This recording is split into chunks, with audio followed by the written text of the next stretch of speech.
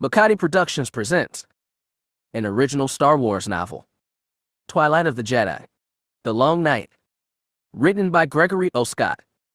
A finale to the Coruscant Night series.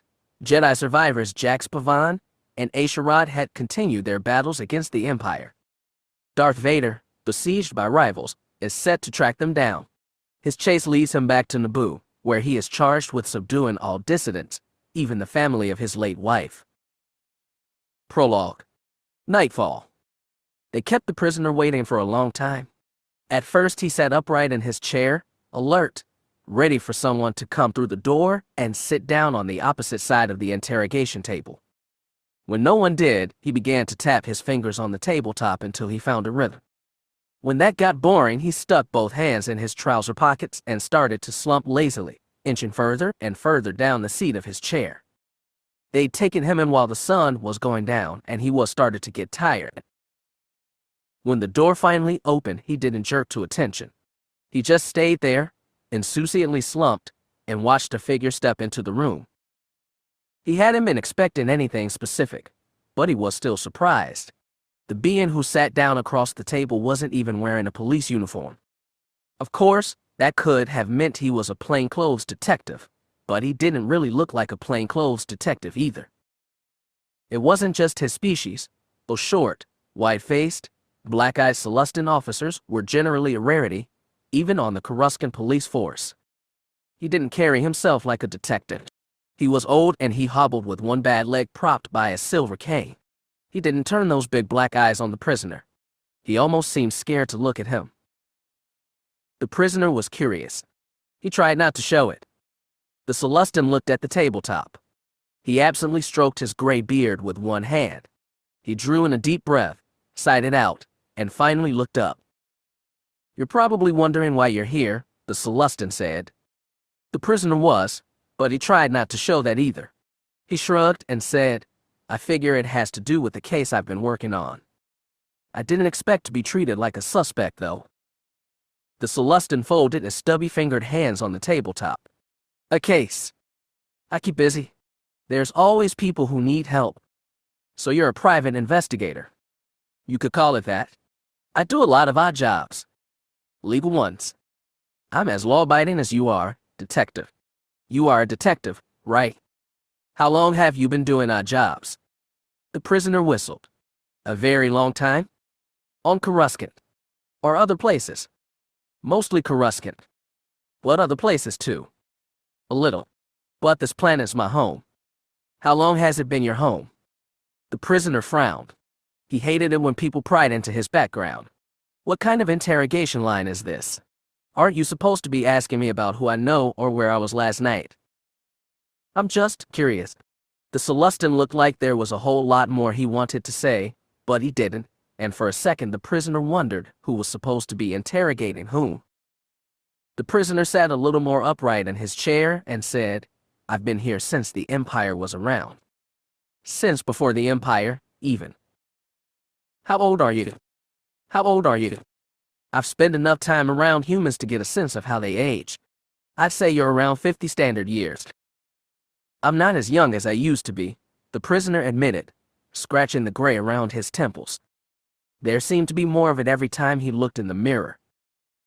"None of us are." The Celestin's wide mouth flexed in what looked a little like a smile. "I don't know about Celestin aging, so don't ask me to guess." "I wasn't going to. But I'm curious. Have you spent much time around Celestins? Have you ever known any, personally?" The prisoner frowned. More prying. He hated that. "I've known a lot of people. On Coruscant, you meet just about every kind." "That's true." The little smile wilted. "So no close Celestin friends?" "Honestly, the kind of work I do, I don't make many friends." The Celestin looked disappointed. "It doesn't have to be that way. It's easier. Safer." He crossed his arms over his chest and tried to sound firm. "So, are you going to tell me why you people brought me in here?" Those deputies didn't say anything. "I don't like being kept in the dark. This might take a while." "Well, apparently I'm not going anywhere."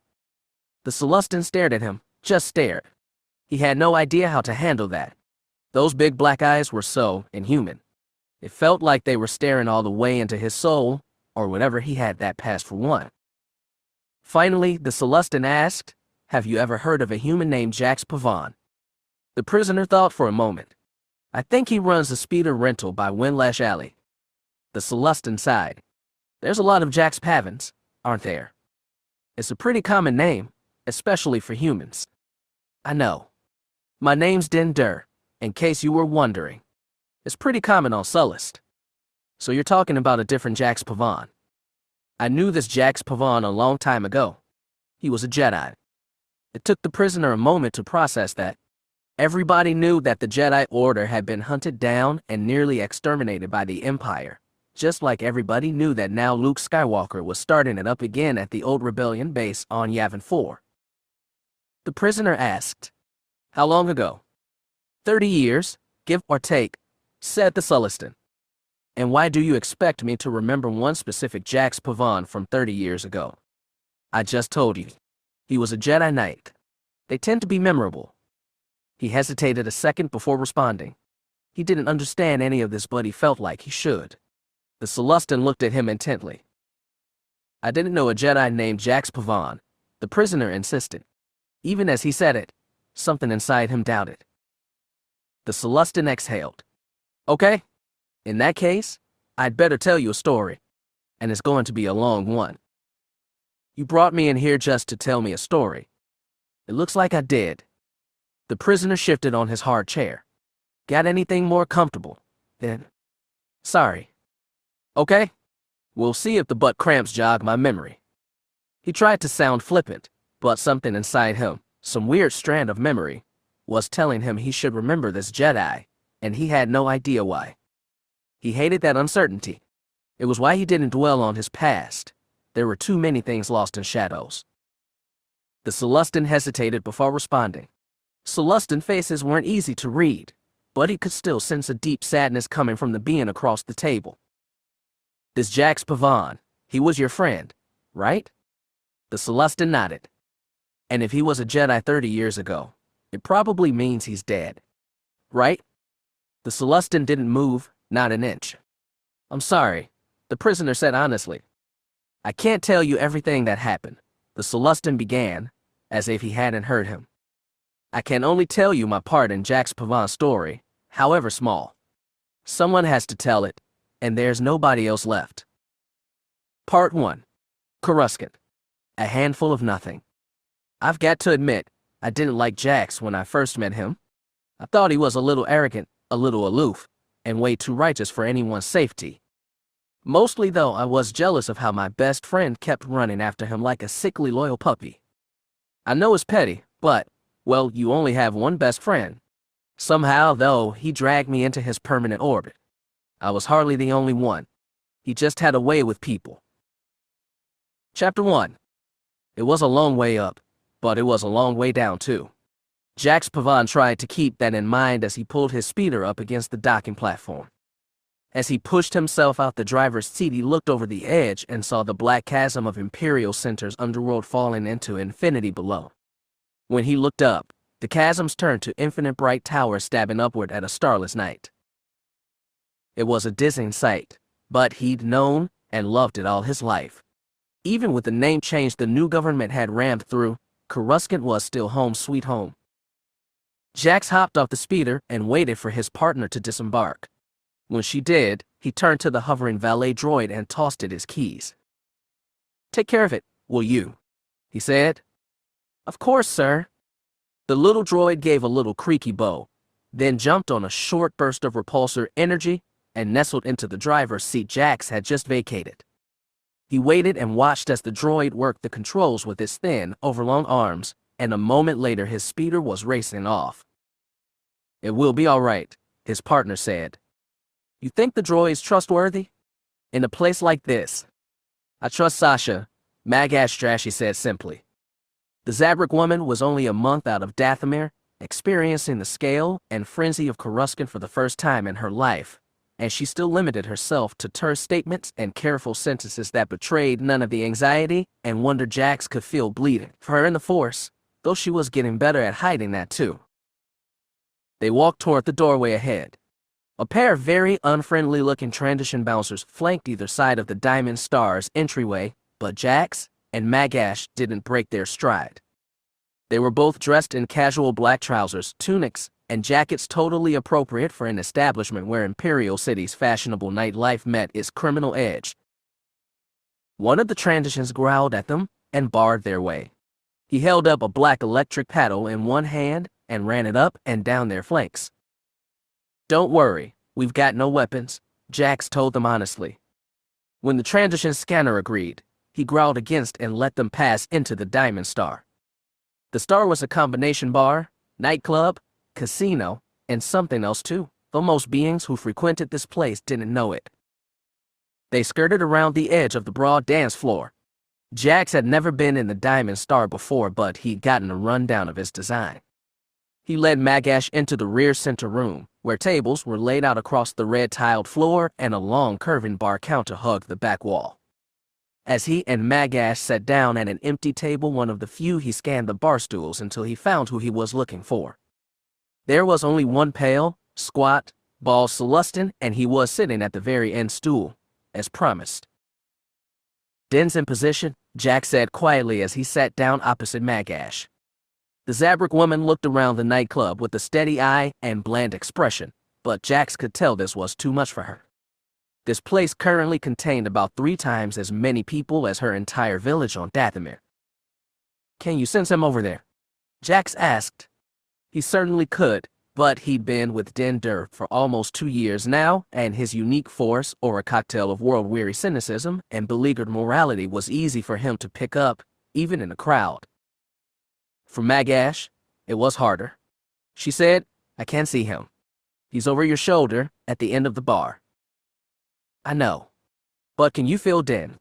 You know what he feels like in the Force by now." Magash blew out a sharp breath. "It's easier when we are alone. There are too many people here. Try. Please?" She closed her eyes. He saw her lips move slightly. He'd been trying to wean her off the Dathomiri habit of uttering spells whenever she wanted to use the Force, even for something as simple as this. He understood that Magash's people had a very different history from the Jedi and a different way of accessing the Force, but he'd brought Magash with him back to Coruscant with the intent of teaching her what he knew. Besides, having to shout verse every time you summoned the Force was really, really impractical. He watched Magash carefully. Eventually she stopped muttering, but her eyes remained closed. Her breathing was steady and natural, just like he taught her. Her back was stiff. Even with her eyes closed, in deep concentration, she looked ready to jump into battle. In some ways, Magash reminded him of Laran, though he didn't like to dwell on that. Both women were trained warriors, students of Force traditions very different from the Jedis, usually over-serious, always focused on the task at hand. The difference was that Laran had been his lover and Magash was his student. The difference was that Laran was dead and Magash was alive, and he had to keep his eye on the future. It was the only way to honor Laran, his master, and all the others who were gone. Magash's eyes popped open. She said, "I'm sorry. I wasn't able to succeed." "It's all right, really," Jax told her, though in truth he was a little disappointed. "He's very hard to spot, even if you know him. This place is way too crowded." Indeed. Magash's upper lip curled upward. Was it necessary to come to an entertainment zone at peak entertainment hour? Actually, yes.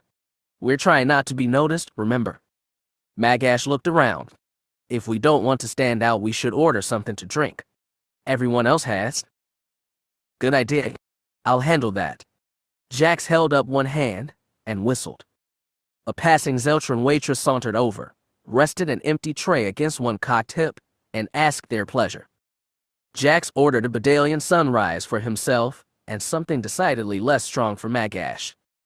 The Zeltron smiled and sauntered back to the bar. Magash watched her saunter. Jax chuckled and said, "Something interesting." "It is strange, seeing a female servant," Magash muttered. One of the many, many differences between her homeworld and Coruscant was that Dathomir had a strictly matriarchal society where men could not learn the Force or own property. She is a servant, but she seems commanding, Magash continued. She draws the attention of almost every male she passes, like a fish on a hooked line. Well, that's a different kind of authority. Even you looked. I did not. I just never mind. Jax waved both hands. Listen, we're here for something more important. I would hope so. Without tilting his head far back, Jax glanced at the catwalks running overhead. From what Den said, Crawl Calvis is going to leave his office in 15 standard minutes for a meeting in the mid-levels. Then we'll have our opening. And how did Dender learn that? Celestins have good hearing, especially Den. Plus he's made himself into a bit of a regular here. Like Swiftbird and your droid. Jax rankled a little at someone calling I-5 his droid, when I-5 clearly owned himself. Magash had only heard about droids on Dathomir, and I-5YQ was a big stretch from what she'd been told. The point is, Jax said, when the opening comes, we get into the penthouse, get the package, and get out fast. Before Magash could say anything else, the Zelton waitress came back and deposited 2 drinks along with a winning smile and a suggestive wink. Jax passed her a small tip. Finances were tight right now, and let her saunter off. Magash made a face when she tried her drink. Dathomir wasn't big on distilled beverages either, though they had all other sorts of weird chems the witches there use for their force-fueled magic. Jax sipped his drink, hunched over as though talking to Magash, and casually ran a hand along the right side of his face. His finger tapped the audio transceiver tucked into his ear, hidden from view by thick brown hair that he'd let grow out longer than ever before. He didn't need to talk. He was just sending a signal, letting everyone know things were in place. He started talking to Magash in low tones, telling her about what she was drinking, while his eyes darted left and right, trying to spot I-5. He tried to sense the droid with the Force, too, though I-5's dim, improbable, and still mysterious Force aura was hard to pick up in this crowd. In the end, it was I-5 who found him. Since their visit to T'Prawa, I-5 had found a way to swap his memory core into different droid chassis. Right now, he was dressed as unobtrusive as possible. His white-domed astromech body rolled past Jax's table. A wide tray was fitted to the top of the droid like a hat, and a trio of shimmering violet cocktails balanced on it. The droid whistled as he passed Jax, but I-5's distinctive voice came in over the comlink. Please get this over with soon. I can't take much more humiliation. Jax smirked and said nothing as I-5 kept rolling to whatever table needed drinks. He watched as the astromech rolled up to a booth with 3 falling females in slinky silver dresses. They scooped up the cocktails and didn't bother to thank the server or even pass him a tip. Poor droid. I-5 turned around and whirred back to the bar for his next thankless task. Jax, Magash said in a whisper, is that Calvis? Jax looked carefully upward. Walking along the catwalk was one big, furry, black and white Zahethber dressed in a smart gray suit. A Nikto and a Transition, also wearing tailored suits and looking as polished and posh as their species could get, followed behind him. He nodded as he carefully watched them walk away from the back offices toward the front entrance, where a speeder was probably waiting to pick up the most powerful Black Sun Vigo on Coruscant. He's hard to miss, Magash muttered. It's time. Jax tapped his earpiece twice, then finished off his drink into fast gulps. By the time he was done, his head was starting to swim a little, despite the anti-intoxicant pills he and Magash had both taken before coming here. As he set his glass down, he looked around for I-5. The droid suddenly popped up from behind. He had a couple more drinks balanced on his tray, and he made an indignant tooting sound as he stopped beside Jax. Jax and Magash both knew what to do. They each put one hand under the table and held palms open. A hatch on I-5's chassis slipped open. Dax tugged gently with the Force and pulled his lightsaber into his hand. Magash did the same with the retractable plasteel sparring staff she'd taken to using. When they both had weapons on person, I-5 gave one more toot and rolled toward the back wall. Okay, Jax said under his breath, let's do it. Magash and Jax picked up their glasses and started walking toward the bar, like they wanted to order more drinks. I-5 took a different path in the same direction. Dender was still at the bar, not looking at either of them, just nursing his drink. I-5 kept rolling in the direction of the back wall, where a stairwell rising up to the catwalks was guarded by a hulking Yuzum. I-5 got pretty close to the Yuzum when Dan hopped off his bar stool and started making his way toward the refresher. Of course, that was when I-5 kicked in top speed and rammed Dan in the side. The astromech was not a big droid, but Dender was not a big Sullustan. He went flying with exaggerated abandon while I-5 kicked into an immediate reverse that sent all 3 drinks smashing and splashing across the floor. Den popped up his feet and shouted to the Yuzum, "What did you do? Your stupid droid smashed into me." He began feeling up his hips and torso. I think I might be hurt." The Yuzum grunted and walked onto the floor. Jax and Magash moved quickly and slipped behind the Yuzum. All attention was on it as it picked up Den easily with one paw and stood him upright. I-5, meanwhile, rolled away into the crowd before anyone could grab him too. Den clutched his hip like he'd been hurt and cried, "I think I broke something." "A fracture, yes, a fracture. Who owns this place? I hope he likes getting sued. I'll have you know my lawyer." A slick humanoid appeared from behind the bar counter. "Sir, if you'd quiet down." "Quiet down? You Sleemus almost killed me." Jax and Magash sprinted up the stairwell and onto the catwalk. Calvis' personal quarters were supposedly at the end of the hallway shooting back behind them, but part of Jax wanted to stay and watch Den's performance. Down below, the bartender said, "Sir, please, if you can, manage, we'll provide your next drink on the house." "You're bribing me." Den huffed. "You should try fixing your fragging droids. That's a better use of money. I bet this happens all the time. Where is that tin can anyway? I bet." "2 drinks, said the bartender. "Oh," Den said, "that's different." At that point, Jax and Magash scampering down the hall, trusting that everything was well in hand. After I got my stellar performance in, I had the easy part of the gig. Dender, ex-journalist and information gatherer extraordinaire, was subsequently treated to his 3rd Bedalian sunrise of the evening, this one free of charge, which was good, because we weren't exactly rolling in money just then. When I took my drink and hauled myself onto the bar end stool I'd just vacated, I quickly slipped the comlink out of my jacket and brought it to my mouth.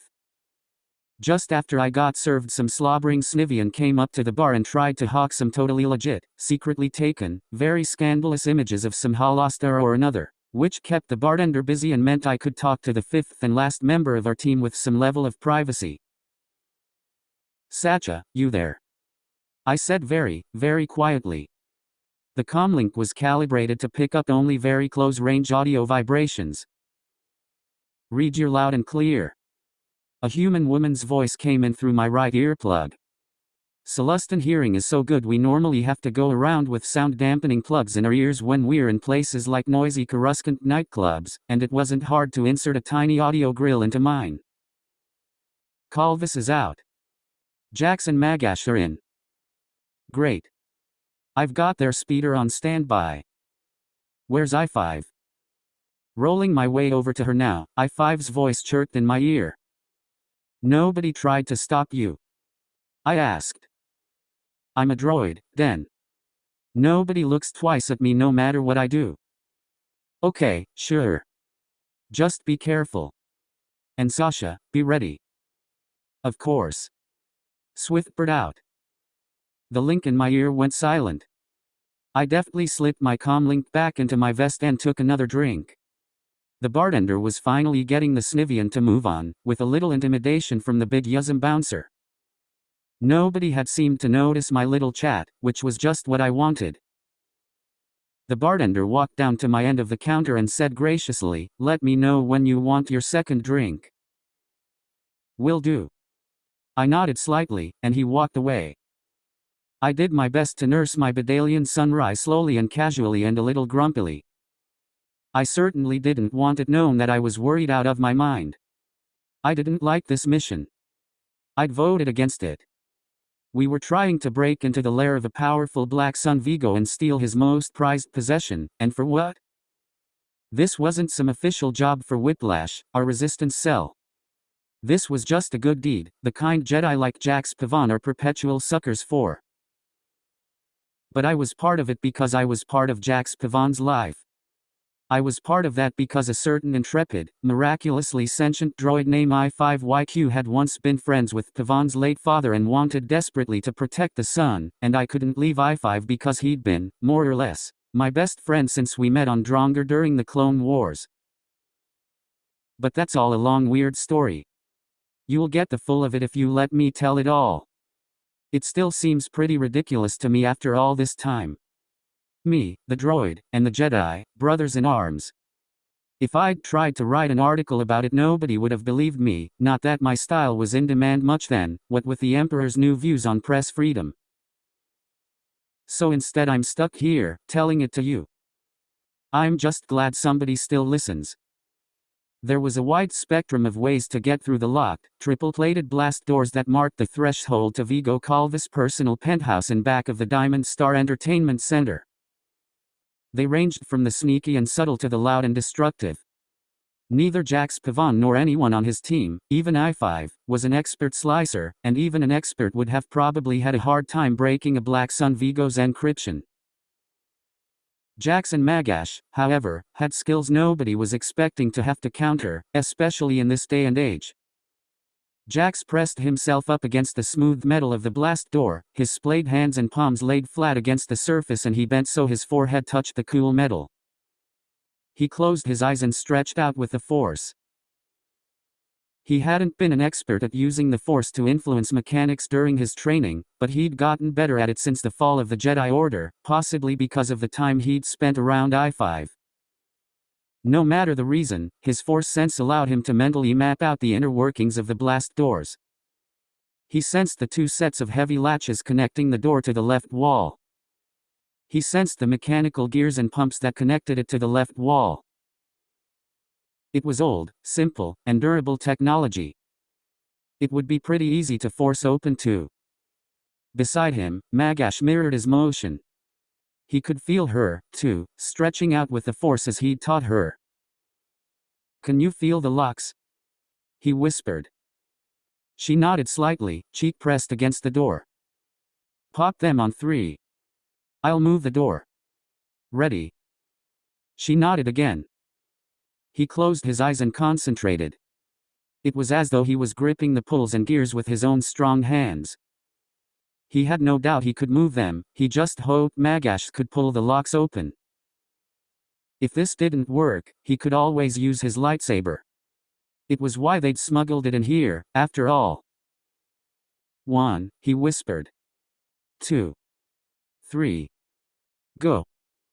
He felt the lock inside the door pop up and detach from the left wall. At the exact same moment, he pushed the door sideways into the right wall. It was more difficult than he'd anticipated. Instead of whooshing to the side, the door groaned heavily as he moved it. When it opened far enough, Magash slipped through. A second later, the Zabrak woman's hand grabbed him by the arm and pulled him through the gap. Without his force pull, the door slid shut again. Standing with their backs against it, they could hear its locks snapping back into place. There was a control panel on the wall beside them. Jax hoped it would be easier getting out than getting in. "All right," Magash whispered, "where now?"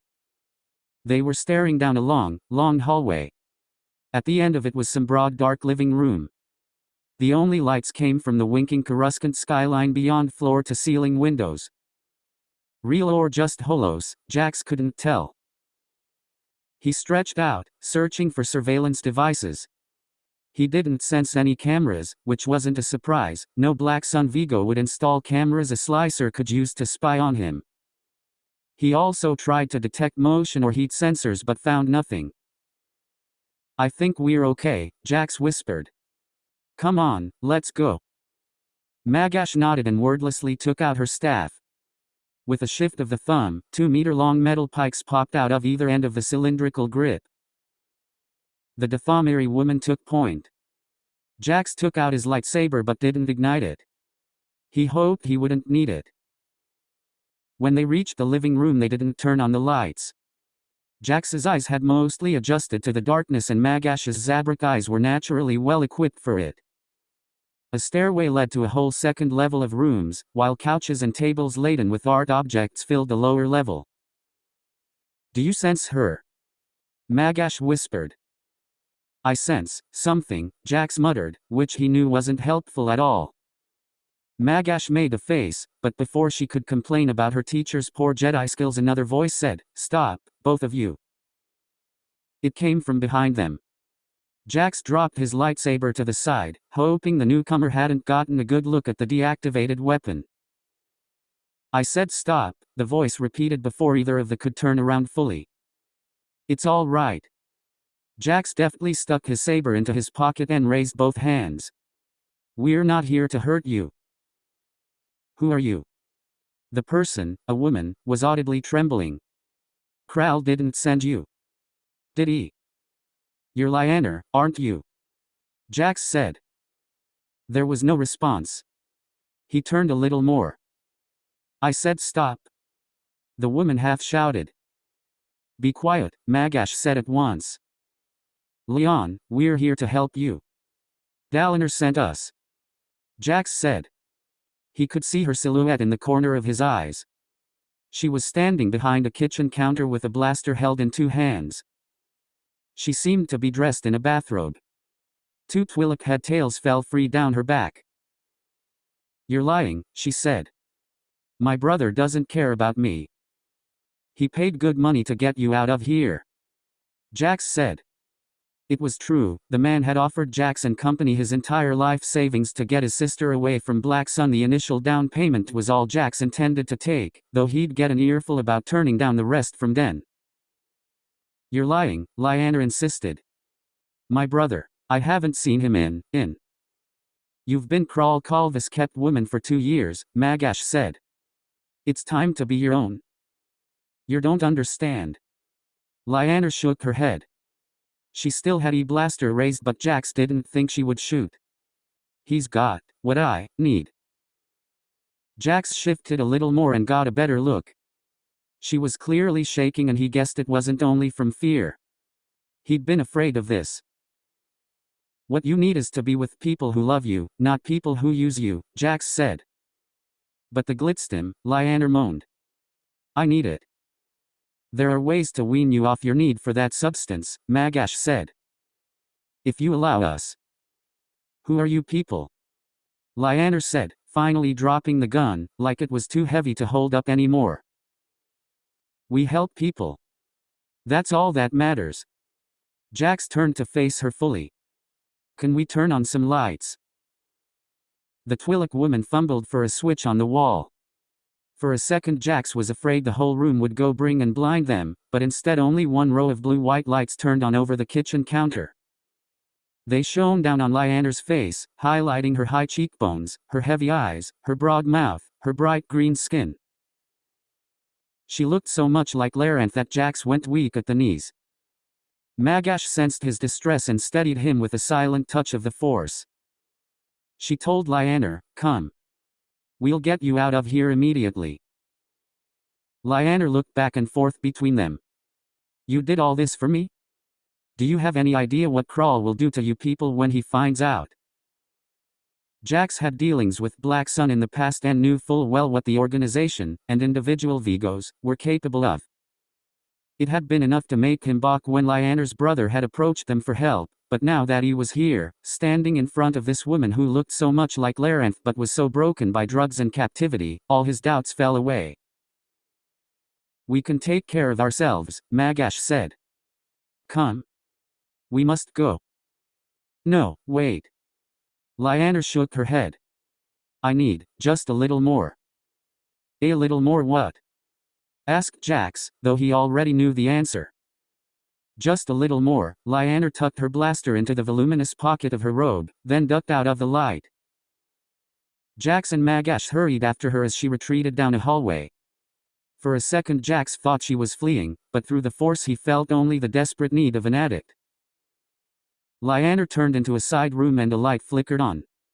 Jax stopped in front of the doorway and stared, squinting, into the glow.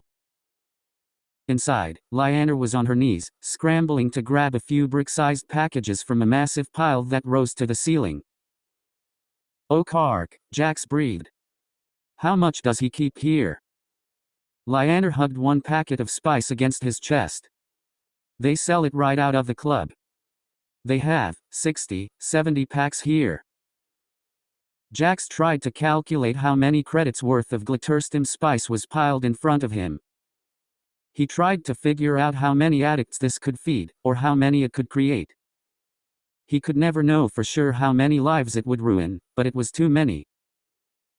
Lyanna grabbed one more packet of spice and rose on wobbly legs. "This'll be good, for a while. 2 packs would last one small Twi'lek woman months." Jax intended to get her away from them, but not now. She'd only put up too much of a fight. "Okay," he said, and before Magash could object, he told her, "Help Lyanna get some clothes. Now." Magash nodded curtly and grabbed the Twi'lek woman by the arm. Lyanna muttered directions to her room, but Jax didn't hear them. The women left him staring at the massive pile of spice, wondering about the easiest way to destroy all of it forever. The properties of various addictive drugs weren't something they'd taught him at the Jedi Temple, but after hiding in the Coruscant underworld for 2 years he'd picked up his share of tricks. He knew that, when exposed to water, glitterstim became corrupted and unusable. He carefully took out his lightsaber and thumbed it on. Its monotone hum echoed and filled the gaping silence in the storage room. As he hefted his green blade, he thought for a moment on all the beings whose lives had been ruined by this spice. Beings like Lyanna, and thinking of Lyanna made him think of Laran, and thinking of Laran threatened to destroy the inner equilibrium he'd struggled to hold in the wake of her death. Jax closed his eyes, breathed in, breathed out. Then he swung his saber down. He didn't even feel the green energy blade cut through the packages and spill out cubic meters of spice. He opened his eyes and looked at all the pale dust now spilled across the floor, then at the brick wall of packages still intact. Then he began working on the rest. When that was done, he went to the kitchen and found the biggest pot he could. He quickly filled it with water, then clutched it with 2 hands and started to carry it back down the hall to the storage room. He was almost there when he heard Lyanna squawk behind him, "What are you doing?" Jax looked over his shoulder and saw the Twi'lek woman in a loose pullover dress and black jacket bulging with the spice bricks she claimed. Her feet were bare on the carpet and Magash had one hand on her shoulder, trying to pull her back into the living room. Realization sparked in Lyanna's addled mind. She lunged forward, tearing her shoulder free of Magash's grip. Jax ran the last few steps, spilling a quarter of the pot, and when he got to the storage room he flung the thing out in front of him. Water splashed out over the pile of spice. There was a faint chorus of popping sounds as the water washed the powder clean of its addictive properties. "No!" Lyanna screamed from behind him. She shoved him against the wall and fell down in the pile of dissolving spice. "It's gone," Jax told her. "Now come on. We have to go. Now." "No!" Lyanna shouted again. She reared up and peeled her blaster pistol from her bulky jacket. Instinct took over. Jax's lightsaber flew into his hand and jumped to life. He batted Lyanna's first shot into the wall. She didn't get off another. Magash wrestled the weapon from her hand with the force and pulled it into her own. Lyanna stared at them both. "You're Jedi." "We're in trouble," Jax corrected. Celestian ears being what they are, I heard the gunshot that everyone else at the bar didn't. Still, if any gun went off in that building, somebody was going to hear it and take action, which meant all my ears were really worth was a few seconds extra warning. I popped out my comlink and brought it to my dewflaps. "Hey, Jax, you okay?" "Report."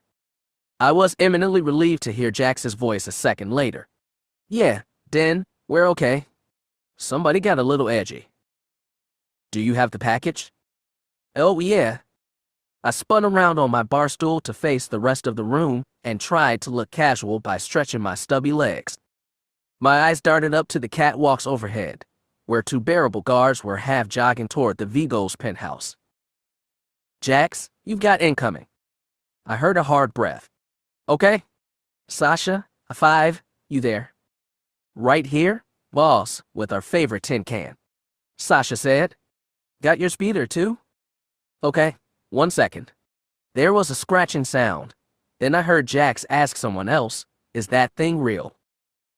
I had no idea what that meant, but a second later Jax told us, Sasha, grabbed in, then come around to the back of the building. We're going through the window. I thought a sigh. I kind of knew it was going to turn out this way. It had been years since anything I'd done went according to plan. I hopped off my stool and started across the main floor of the bar. Okay, I'm heading for the exit now. We'll be there, Sasha said. As I got closer to the door, I heard muted blaster fire behind him, but nobody else seemed to, so I didn't turn around. I was, frankly, terrified some big Yuzum or Wookiee was going to sweep me off my feet and throw me in some Black Sun prison cell, but apparently nobody figured out that I was in on the little infiltrate and rescue mission. So instead, I just walked out the door, between the 2 towering transition guards, and went right to the loading dock, where our speeder was waiting for me. I didn't know how Jax, Magash, and the package would have to cram in here, so I took the middle seat behind Sasha. The woman tall, with one silver streak through her long black hair, and an artificial left eye that apparently marred what humans consider good looks, didn't even say hello to me. She just kicked in the engines and sent us whipping out into the night. Where's I-5? I asked. I couldn't see him anywhere. I'm in the trunk, my friend's voice grumbled through my earpiece. Thought he'd be safer there, Sasha told me. Don't know what we're getting into. With Jax, it's always a mess. I'm getting that idea. Kinda fun, isn't it? I groaned, and so did I-5. Sasha spun our speeder around the side of the tower that hosted the Diamond Star, plus hidden Black Sun facilities. Any idea what we're looking for? Sasha asked. No better than you, I grunted. I could guess, based on my knowledge of the club, where the rear of the penthouse would roughly be. But that didn't mean a whole lot when you were just trying to find one window out of several hundred where. Then we spun around to the opposite side of the building, where everything was dark except for one window which flashed with the red of laser blasts and the swiping green of a lightsaber. Okay, Sasha said. Found it. Jax Pavan was ducked behind the sofa, lightsaber in one hand, Lyanner's blaster pistol in the other, trying not to accidentally cut one of his own limbs off as he alternately deflected blaster fire coming from the hallway and returned a few volleys of his own. His shots were poorly aimed, but enough to keep the Black Sun goons on their toes. As for the package, Magash Drashi had her pinned down on the floor to the side of the room, well clear of the firing range of the goons stuck in the hallway.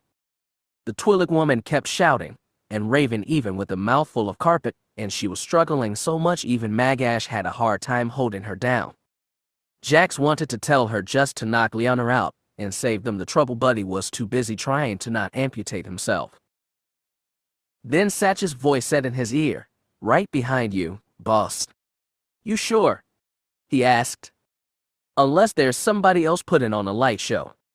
Bright light flashed through the window behind him and filled the room. It was enough to blind the attackers for a moment, giving Jack space to turn around and force hurl his lightsaber at the blaster-proof windows behind him. His saber wove a curved loop around the window, more than big enough for a few people to jump through. The harsh wind of Coruscant's artificial chasms rushed into the room. Lyanner shouted louder. Go! Jack screamed over the windrush. Now, I'll cover. Magash heard or sensed it. She grabbed the Twi'lek woman and hauled her to her feet. Jax turned his attention to the hallway. Satch's twin headlights blared down the narrow space, and the 2 Black Sun goons struggled to adjust their aim. Jax switched his pistol to stun, stood up from behind the sofa, and popped off a shot that knocked one bearable against the wall. He adjusted his aim slightly and stunned the other one next. When he glanced back at the first bearable, the guard was already starting to move. Tough riders, Jax thought, then turned and raced for the window. Magash was already there. He could feel her drawing on the force and gave her an extra boost as she jumped.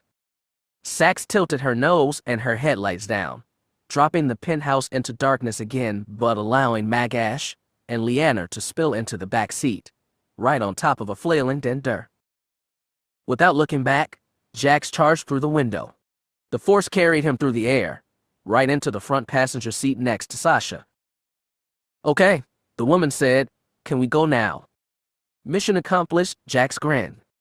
Sasha rolled her speeder away from the window, pointed her nose upward, and kicked the engines on full. Behind them, pistol blasts lanced effectively into the vast Coruscant Night. As the wind whipped long hair around his head, Jax turned back to the other passengers. "Everybody okay back there?"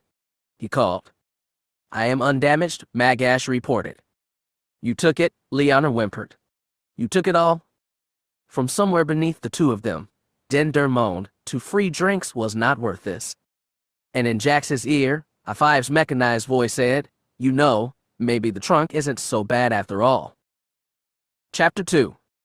Sometimes they say you can judge a man by the quality of his enemies. If that's true, well, it says a lot that Jax's nemesis was Darth Vader himself. I never understood the full depth of their relationship, and I knew I never would.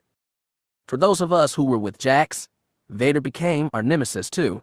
I'm proud to say I outlived the bastard. I just wish more of us could claim the same.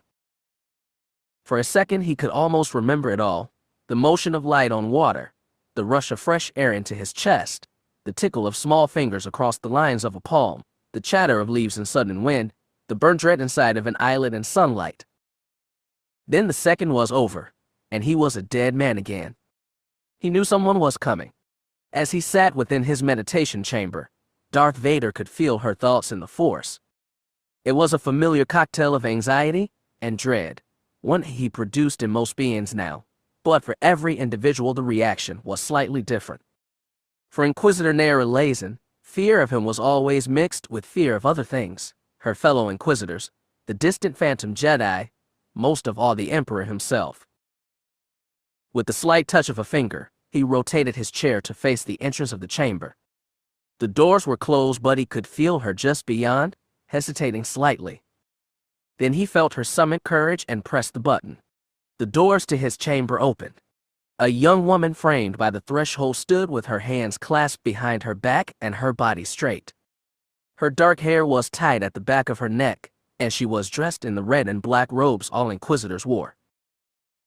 Without step deeper into his chamber, Lazen said, "Lord Vader, your presence has been requested by the Emperor." Vader didn't move from his chair. He didn't speak. The only sound in the chamber was the slow rasping of his breath through the mask of his helmet. It took Lazen visible effort not to flinch from his blank black gaze, but he hardly paid her attention. Normally when the Emperor sought his presence, all Darth Sidious had to do was touch his mind through the Force. Normally he preferred to do so. The Dark Lord liked to show off his dominance over his apprentice. Something was different today. Vader had no idea what, and the only way to learn was to go to his master and receive whatever he was meant to receive, be it orders, criticism, or threats. No matter what, he knew it would be part of the twisted mind game that Sidious liked to play. Without speaking to Lazen, Darth Vader rose from his chair and walked toward the threshold. The Inquisitor carefully skirted out of his way, then followed behind the billowing black trail of his cape as he marched down the halls of Imperial Palace. It had been almost 2 years since the declaration of the New Order. The day after the declaration, Sidious had ordered construction of his new palace, and though the massive facility was far from complete, it now rose like an artificial mountain in the center of Imperial City. The palace was a city in itself, and even Vader only knew a small portion of its labyrinthine halls. His personal quarters were relatively close to the Emperor's, but even then it took him 15 minutes to arrive at the entry chamber.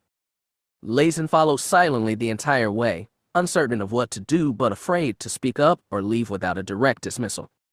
Like so many of the Force sensitives he and the Emperor had gathered under their wing after the extermination of the Jedi Order, she was at heart a timid creature, motivated more by fear of punishment than a true desire for power. In a way, Vader was glad of that, because it made the Inquisitors easy to control and easy to replace. When he entered the vestibule to the Emperor's throne room, he stopped immediately, Lazen half stumbled to avoid stepping on his cape. At the far end of the long red carpet running to the throne room's entrance were 4 guardsmen dressed in faceless crimson helms, with voluminous crimson robes hiding their deadly force pikes and fine-crafted body armor. 2 flanked the door on either side, and between them, standing before the threshold as if expecting it to simply open, was High Inquisitor Jarek. Most members of the Inquisitorius were half-trained Jedi dropouts and stray force sensitives like Lazen or Darth Vader's recently deceased protege Probus Tesla. There were exceptions, and none were greater than Jarek. The Merilucan had been an esteemed Jedi Master before the fall of the Republic. During Anakin Skywalker's years of training, he'd only seen the man from afar, but he'd been considered the greatest Jedi scholar after his own teacher, Jocasta knew. Jarek and his apprentice, Amisa Darius, had disappeared on an archaeological research mission in the unknown regions before the Clone Wars began, only to return again after the declaration of the New Order. Darth Sidious had handled the captured Jarek's interrogation personally.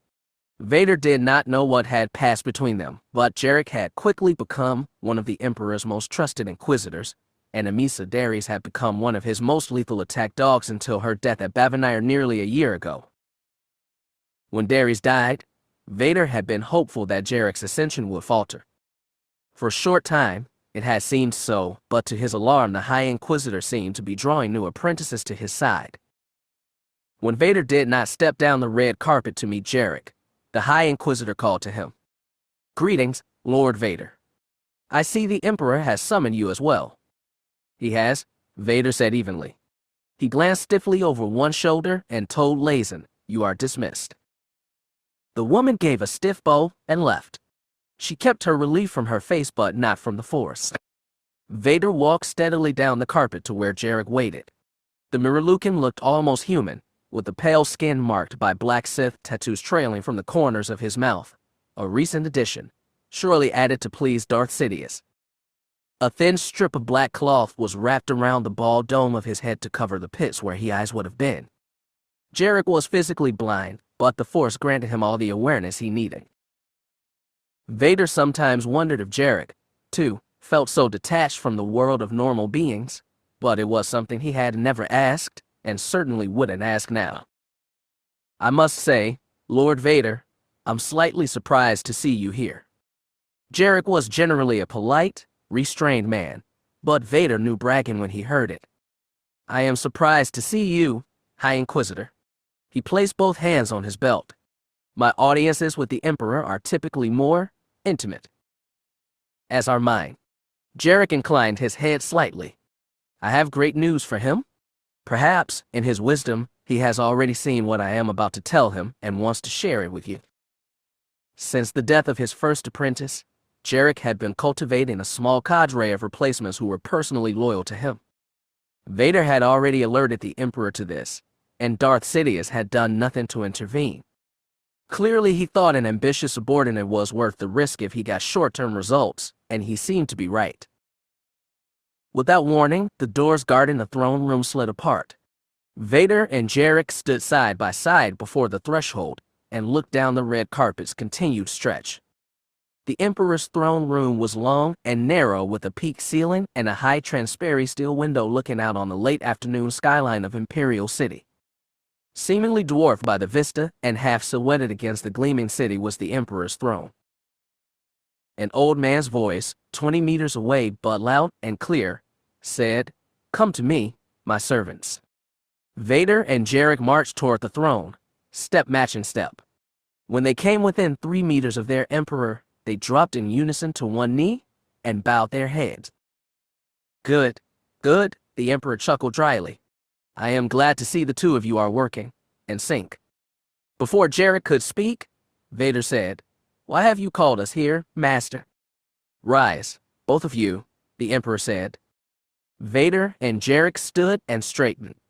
The man huddled in his black cloak was scarcely recognizable as the Palpatine who had assumed control of the Galactic Republic during the Naboo crisis 15 years before, then led it into the Clone Wars.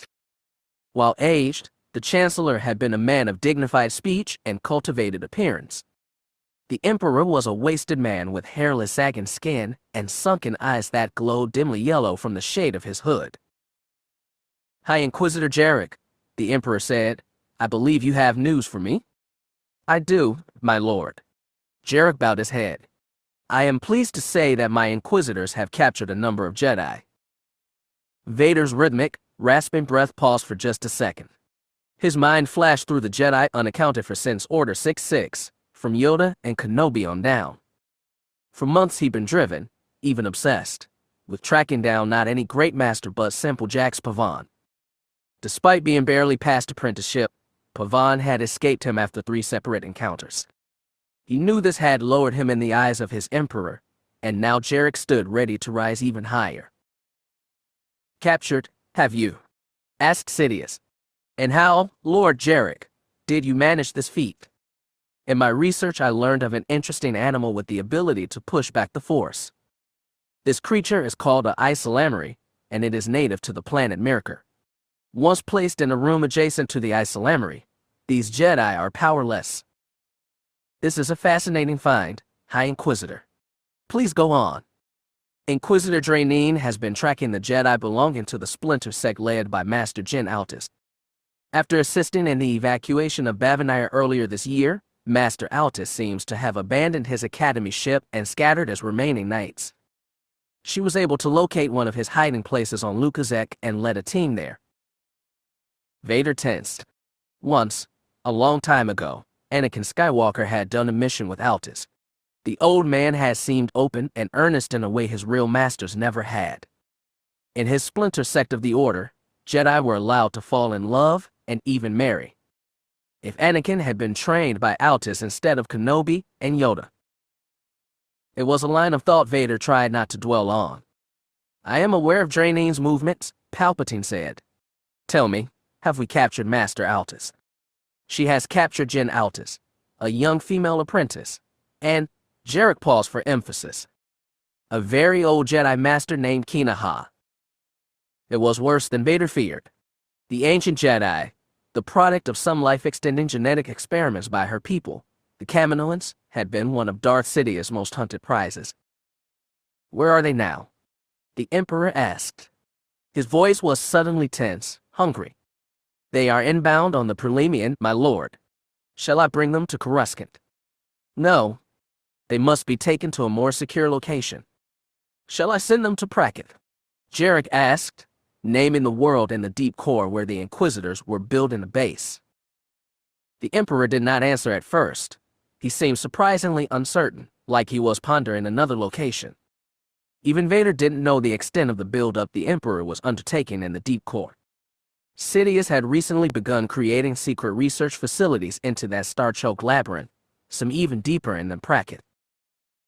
Unknown to his master, Vader had learned that cloning templates were being cultivated for the likes of Sate Pestate, the Emperor's advisor, and even the late Amisa Dares. He just didn't know where these new experiments were taking place. Finally, Sidious said, send them to Pracket for now. Do not attempt to remove them from your ship. As you command, my lord. Of course. Sidious shifted his yellow eyes to Vader. And have you anything to report, Lord Vader? Vader knew when he was being humiliated, even if Jarek and Sidious gave nothing away. He said, not at this time, my lord. And that young man who has so eluded you, Jax Pavan. Have you encountered him again? Not recently, my lord. Then perhaps you should keep searching for him. I would have for all your efforts these past months to be a waste. They will not be, my lord. I should certainly hope so, my young apprentice. Do you have any orders for me? The Emperor seemed to consider again. Not at this time. However, once Altis and Kinaha are safely in our custody, I may call on you. And what of me, my lord? Jarek asked. Should I go to Pracket? It was impudence speaking to the Emperor without being spoken to first, but Dark Sidious didn't seem to mind. Not yet, High Inquisitor. Remain on Imperial Center and await further instructions. As you wish. Now go, both of you. He waved a withered hand. I have much to think about. Very good, my lord. Vader and Jarek said at once, but Sidious was already rotating his throne to face the cityscape. Vader and Jarek walked as one down the carpet and out through the door. It sealed shut behind them, leaving them in the silent vestibule with 2 crimson guards on either side. Jarek was not a man to gloat, and he didn't need to anyway. He gave Darth Vader a tiny nod, then walked toward the exit, black cloak fluttering behind him. Vader watched him go and wondered if that man really was as passionless inside as he seemed from the outside. He wondered if that detachment wasn't the reason for his success. Either way, he found himself envying the man. Vader knew his mistakes. His fixation on Jack's Pavan, that flimsy tether connecting him to Anakin Skywalker's years as a Jedi, had been the worst of them. He tried again and again to cut that tether and free himself from Anakin Skywalker's ghost, but every time he failed. He needed a new approach, a new strategy. He considered Jarek and thought he had some place to start. Chapter 3. I probably flatter myself to think that we were Darth Vader's #1 priority. The galaxy is a big place, and even then, when the Empire was still new, there were a lot of people trying to take it down. Our group, the Whiplash, was just one of them. We did small things because we had small tools. Other people had big tools, and believe me, they did big things with them. Jan Dodonna had signed on as a policeman and ended up a war hero. He wouldn't have minded that so much if they let him go back to being a policeman now that the war was over, but unfortunately, he had no such luck. General Dodonna had joined the Galactic Republic Judicial Forces with the simple desire to keep peace in the galaxy. That alone had set him apart from many of his peers, who'd grown up with stories of great naval engagements of the past and, consciously or not, yearned for a remilitarization of the Republic so they could live out the old heroic fantasies. When the Clone Wars came, they got in their chance. Even when the wars were done and the Republic became an empire, the fighting didn't seem to end.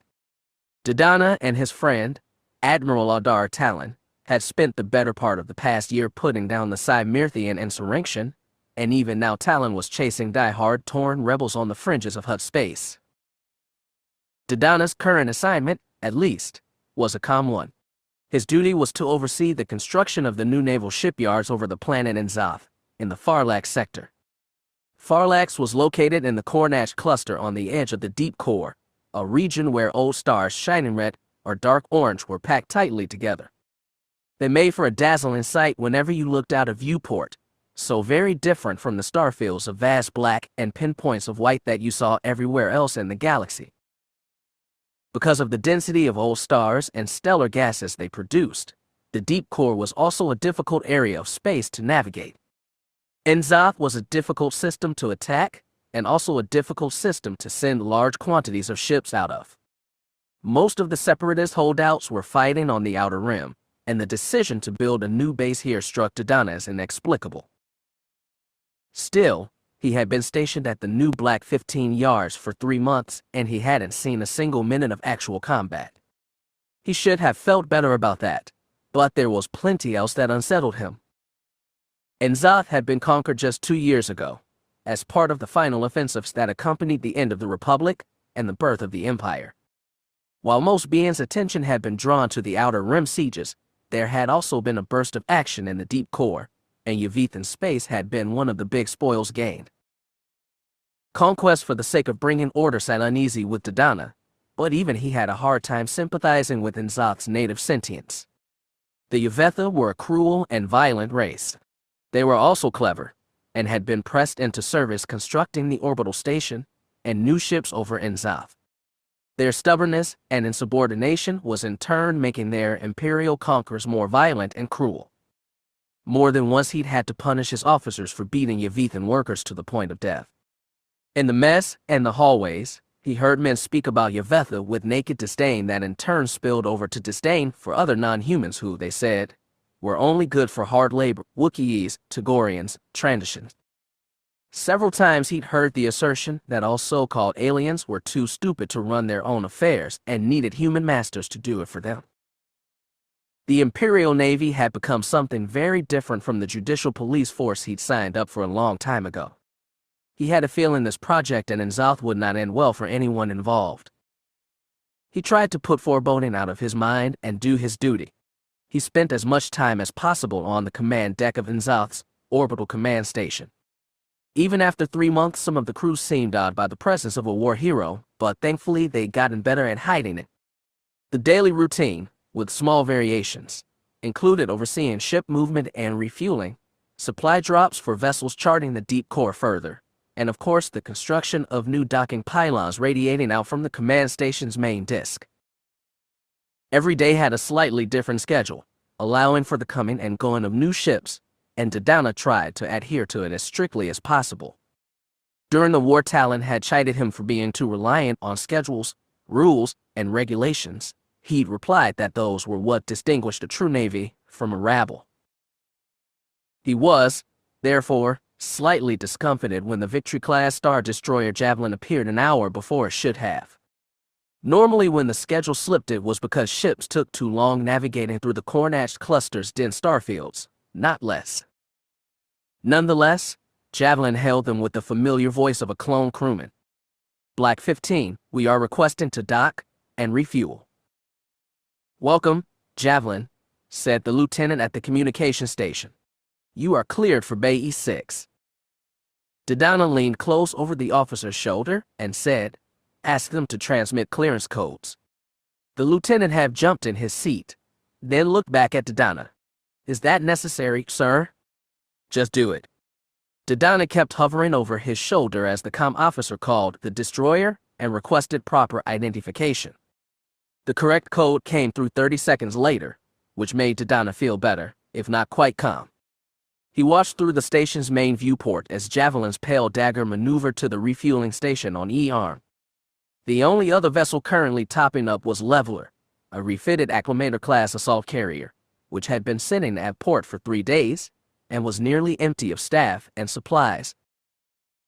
As the destroyer settled carefully into its berth, Dodonna told the comm lieutenant, "Patch me a direct line with Starwin, please." "Yes, General." "One moment." Dodonna walked toward the edge of the deck and plucked the comlink from his breast pocket. He waited until he heard the click of a connection and said, "Starwin, this is Black 15. Do you copy?" "Loud and clear, General," said the voice on the other line. Captain Nisil Nam had fought under Dodonna when he and Terranol screed battle Duoningo's separatist fleet, and whenever he doubted what direction the new empire was taking, he reminded himself that good beings, human or Surian or anything else, still captain, good ships.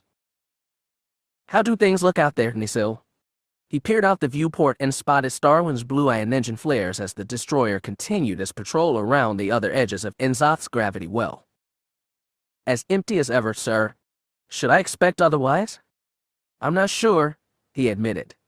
"If Talon were here, he'd have accused Dodonna of being anal again. Keep an eye open, would you?" There was a pause. Likely Nisil was confused and frustrated by such vague orders. Dodonna would have been in his place. But instead of complaining, Nisil acted like a good officer and said, "Understood, General." Starwind out. Dodonna gave a little sigh and clicked off his comlink. He watched Javelin pull into dock and Starwind drift by in the distance and wondered if he wasn't getting bored of so much peace after all. Sometimes it seemed like you could go anywhere you wanted so long as you wore the right mask. When they marched through the airlock umbilical connecting their Star Destroyer to the arm of the new Black 15 orbital station, no one bothered to question one trim, young officer with the lieutenant's bars, and 2 squadrons of white clone trooper armor. They quickly made their way to Dock E3, where Leveler was currently docked. The lead clone officer recited his identification to the clone guards at the entrance to the airlock, then marched right up into the bowels of the ship. A cavernous landing bay and cargo storage rooms were, alas, mostly empty, but that didn't matter. The halls were empty and dark. Leveler had been fitted with advanced computers during the war that made her able to operate with even less crew than a normal ship of her class, which meant she was almost entirely empty as she sat in space dock. They were, therefore, able to march right up to the bridge without anyone trying to stop them. On the command deck there was a grand total of 12 people, all of them officers and crewmen in green-gray uniforms and no armor, wearing only service pistols. The ranking officer, another lieutenant, looked at them quizzically as they marched onto his deck. He said, "I'm sorry, I wasn't expecting anyone." May I see your reassignment orders? The men in clone armor at the front of the line snapped up their rifles as one and fired a volley of stun bolts. 12 bodies hit the ground at the same time, and the bridge dropped into stillness and silence for one long moment. Then A'Sharad Hett pulled his white helmet off, exposing his tattoo-lined face to the air. All right, everyone, to your places. Let's go. Avid Madras threw the lieutenant's cap off his head and scrambled for the tactical station. Hett followed him as the other men hurried to their stations. Some dropped into the crew pit to man the engines and guns. Others rushed to the communications console. The blast doors came down quickly, sealing them at the head of the ship. Compared to when they'd stolen valediction, this was pathetically easy. Madras turned on the tactical holo, which displayed the command station, all the ships docked there, and the one Victory-class destroyer running a slow patrol loop in N'Zoth's outer orbit. At the moment, it was passing away from the station and would soon be on the other side of the planet. We need to run before it comes back around, and before the real javelin gets here. Madras ran a hand down his bearded jaw. Agreed. Agreed, Hett nodded. As long as they've refueled. Communications, status. Madras barked. Coming online, Captain, one of the men in white clone armor said. What about engines? Hett asked Wells. Down in the crew pit, Wells had removed his helmet, revealing the ubiquitous dark face and black hair that marked him as the only true clone among the boarding party.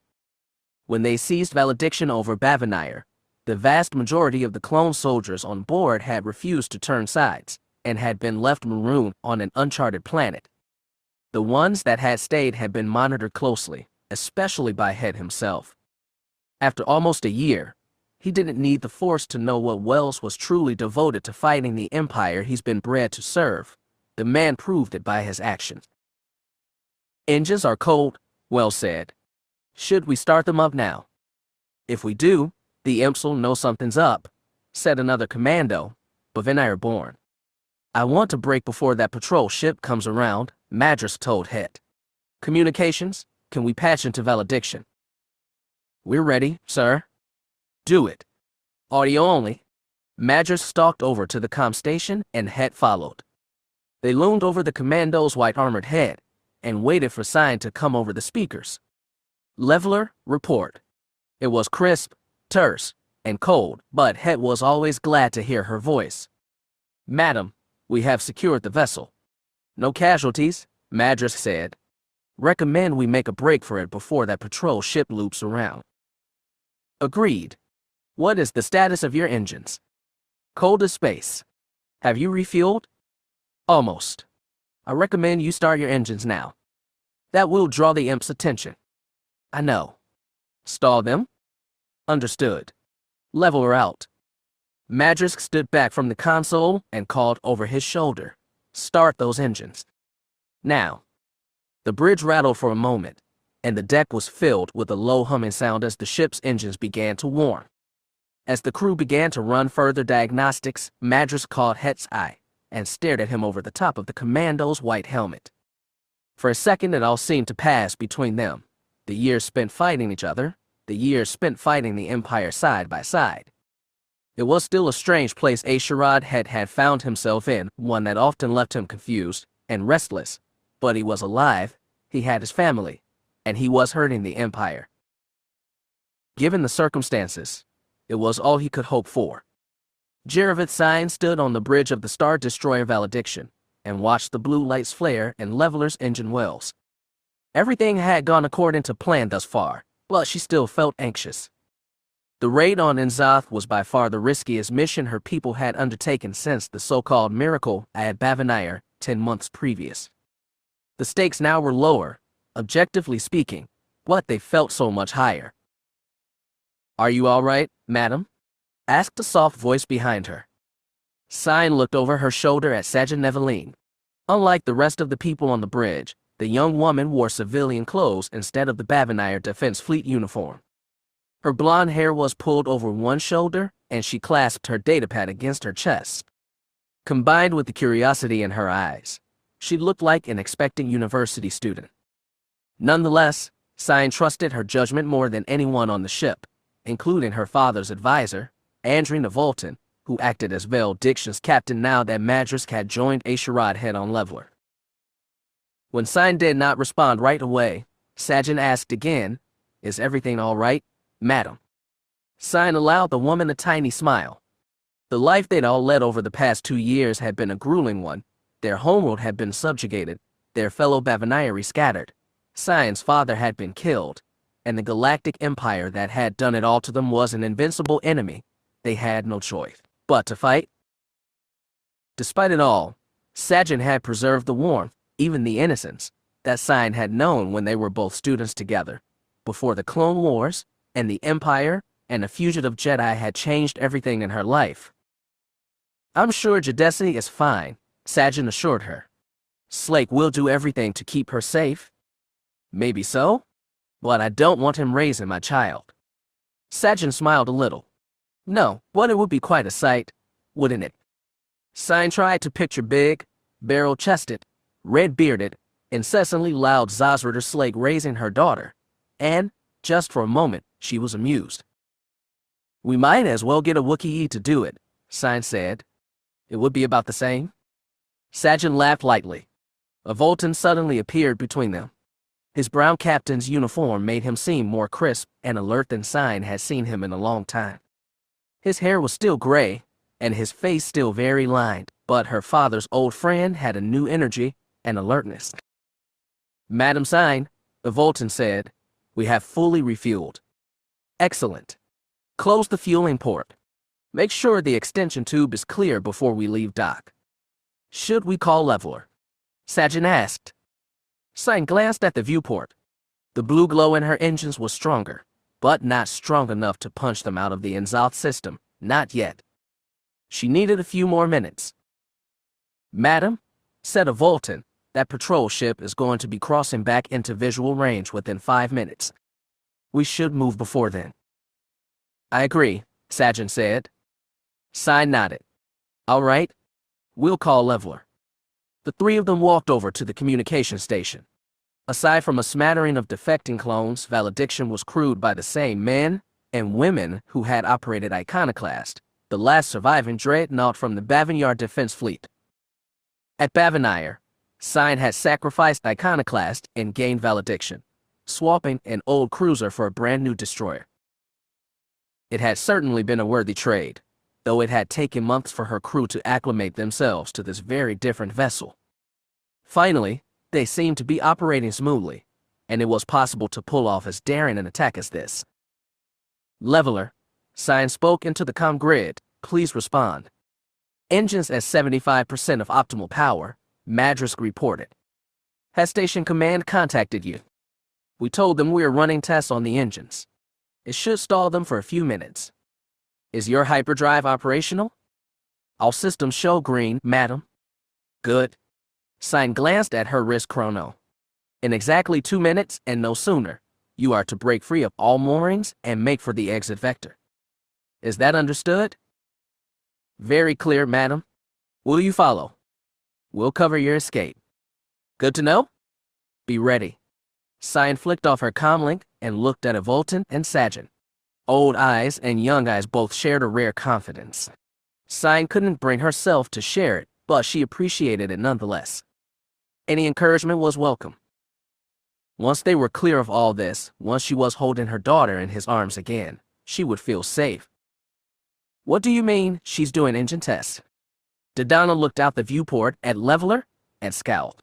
He'd been busy going over the construction schedule with the Yvetha's human taskmaster for the past 10 minutes, and nobody had bothered to inform him that Leveler had started her main ion drives despite being firmly attached to the Epelin fueling station. "She's been warming them steadily, sir," the Communicatians lieutenant said. "They said they were testing their fuel ignition sequence. It's not on the schedule. She barely even has a crew." Dodonna frowned. His eyes darted from Leveler to the other destroyer docked at the pylon. "Has anyone left Javelin?" "I'm not certain, sir." "Then call Epelin and ask them, Lieutenant." The officer began to punch in the code for the fuel pylon, but before he could get a connection, things started moving. Leveler's engines suddenly kicked to full power. The carrier pushed from the pylon, roughly tearing off the docking tube. "Come, call Leveler now," Dodonna barked. "Yes, sir. Sorry, sir." The lieutenant fumbled the controls. "Sir, she's not responding." As Leveler pushed clear, Javelin began to move as well. The larger destroyer wrenched itself violently clear from its moorings, and both began to turn their bows away from N'Zoth and toward the outer edge of its gravity well, toward the same vector that Javelin had emerged from in the first place. "Raise shields," Dodonna commanded. "All guns at ready. Prepare a firing solution for both ships. Come, get me Starwind." "Right away, sir." The lieutenant was able to pull a link up quickly. Dodonna leaned over the speaker grill and said, "Captain, do you see what's happening?" "I do, General," Niselnam responded.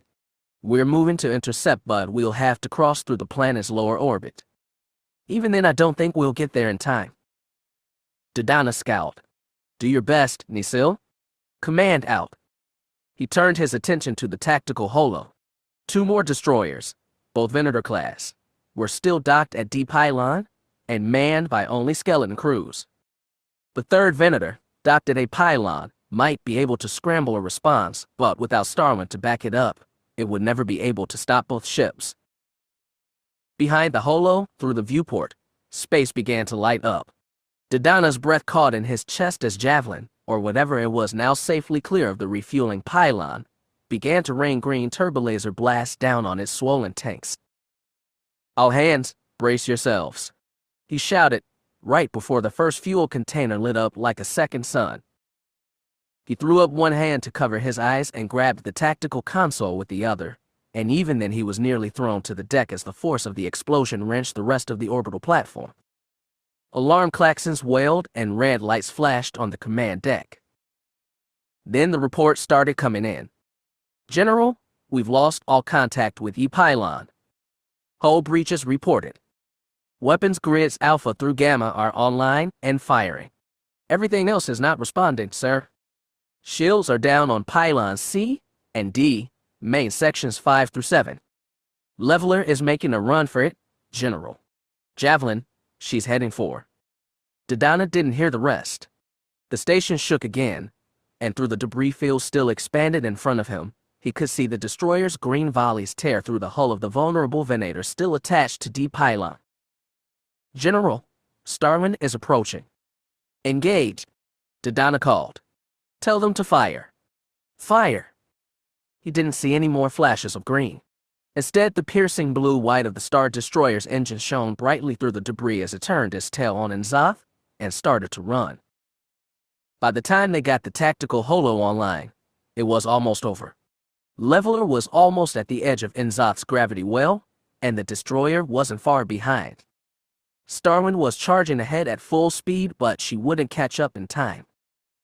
Suddenly, the comm officer announced, "Sir, we're getting a message from Javelin." "Put it through?" Dodonna wiped sweat from his forehead and staggered over to the comm station. The voice that came over was scratched with disruption, but it was clearly a woman's. She was saying, "We're very grateful you've offered another ship for our collection.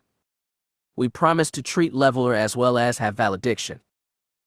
The name of the second ship was familiar, but Dodonna couldn't place it right away. "Until we meet again, this is Jeravet, sign of the Bavenire Avengers. It was a pleasure working with you today." Both ships winked off on the tactical holo. They were gone, escaped to hyperspace. Nobody bothered to say it. Perhaps no one dared to. "Send an alert to all ships in this sector," Dodonna told the comm officer. "Tell them the bearing those 2 ships left on. Tell them to try and intercept." "Yes, sir. Right away, sir." Dodonna exhaled and slumped forward. Getting in and out of the Cornatch cluster wasn't easy, but catching ships moving in and out of hyperspace was harder, no matter how limited the possible routes. After the message was sent, the comm officer said, "General, incoming from Starwind. On my personal comlink." Dodonna walked away from the consoles and went close to the viewport. He brought the comlink to his lips and stared out at the spread of debris. Through the drifting wreckage of Epelin, he made out the 2 wrecked Venators and tried to guess how much of them were salvageable. General, this is Starwind. Are you there? I'm here, Captain. I'm sorry we couldn't stop them, sir. We were too far away too. You have nothing to apologize for, Nisil. I'm sure they timed their escape so you'd be too far away to intervene. There was a short pause. What now, sir? Now, he exhaled. I'll report this to the home fleet. Admiral Screed, sir. That's right. I see. Good luck, sir. Thank you. Move back to the station and began searching through the wreckage. See if there's people or equipment to salvage. Yes, sir. Anything else? No. Stand by for further instructions. Command out. Dodonna flicked off him comlink, gazed out at the debris, and wondered what Screed would have to say about this. If he were any other commander, he'd be worried about losing his job. But Jan Dodonna was a war hero, and Terranol Screed was probably his closest friend in the military after Adar Talon. No, he wouldn't be destroyed by this failure, even though he deserved to be. That meant he was going to have to face Screed with shame in his heart instead of fear, and that was hardly much better. Chapter 4. When we first ran into Pole House, we didn't trust him and he didn't trust us. I could tell from the start that he was a smart guy who tried to act thick, and I wasn't about to put my faith in somebody who was so casually deceptive. In the end, though, he was one of the most trustworthy beings I ever met. He was steady and practical, and without him Whiplash wouldn't have accomplished half the things it managed to do. Sometimes Jax wondered whether Pole House knew every single restaurant, pub, and tap cafe in Imperial City. Every time they met, it was always at a different location, and always one of the police prefects choosing. That day, they met for breakfast at the Moonwalk, a 24 standard-hour diner in the mid-levels. They were outside the Secree sector, and therefore outside the police prefect's professional stomping grounds. The owner, an overweight Grant in a dirty red apron, gestured for them to take a seat by the window without any sign of his knowing the constable. At the moment, the Zabrak didn't look like a constable, but then, he rarely did. Slightly overweight himself, with a tattered brown long coat and unkempt black hair spilling over his horns, Pole House looked like a being who'd been out of a job and on the streets since before the Republic fell. Jax Pavan understood that there were two reasons for Pole House appearance. One was that the man was genuinely lazy about his looks. The second was that he wanted people to underestimate him, which Jax had when they first met over a year ago. Back then, Jax had been a potential suspect in an artist's murder, and he'd had a hard time taking the disheveled, paunched detective seriously. Since then, he'd learned that, aside from having an acute mind, House was also a member of the Whiplash, the same anti-imperial resistance cell Jax and his compatriots belonged to. A failed attempt to assassinate Emperor Palpatine a month ago had killed off most of the Whiplash leadership, but House, Jax, and a few others remained on Coruscant while their leader, Thizan Yemen, was now on to Proa, building connections with other resistance cells across the galaxy. In effect, House was now the leader of the Coruscant Whiplash, which the police prefect seemed rather uncomfortable with. Nonetheless, Jax gave him all the respect the position deserved, which meant coming alone to whatever new meaning place the Zabrak had come up with this time. The Moonwalk was, Jax thought, overall pretty pleasant, at least at the hour of the morning when the sun shone bright through its broad east-facing windows, warming up the whole tabletop while giving a lovely view of rush-hour lines of speeder traffic pulsing through the skylanes overhead. After the Grand served them some mediocre calf and waffles with Corellian blueberries, the price was low, so Jax couldn't complain. Pole House got down to business.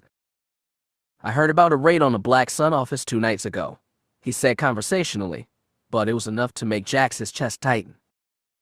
He managed to breathe, then asked, what kind of raid? A very unusual one.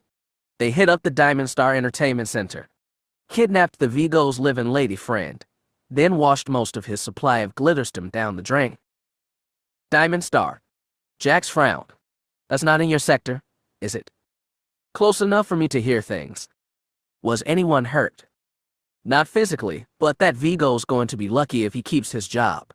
Or his head. The lady friend is one thing, small scale, but he just lost 2 maybe 3 months worth of spice. 2 or 3. Oh no. Whatever will Black Sun do without all those illegal drugs to sell?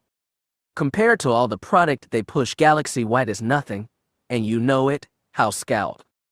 The point is, the guy who did this raid just made himself a big enemy. Jax tried to keep his voice steady. Do they have any clue who it was? Oh, they have a clue? House lowered his voice and held Jax's eyes.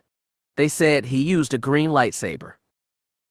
Jax thought for a second, then said, I guess that narrows it down a little. Narrows it down a lot, House said. And don't forget, Black Sun also has connections with the Empire, which means they're going to know a Jedi's involved too. Yeah, Jax admitted, that could make things tricky. So the real question is, House leaned in closer. Just what in the 9 Corellian hells were you thinking? There was no point in being coy. He said, we were hired by a client. He wanted me to rescue his sister, who was being held by the Vigo. Washing down the spice. Well, once I saw the stash, I couldn't help myself.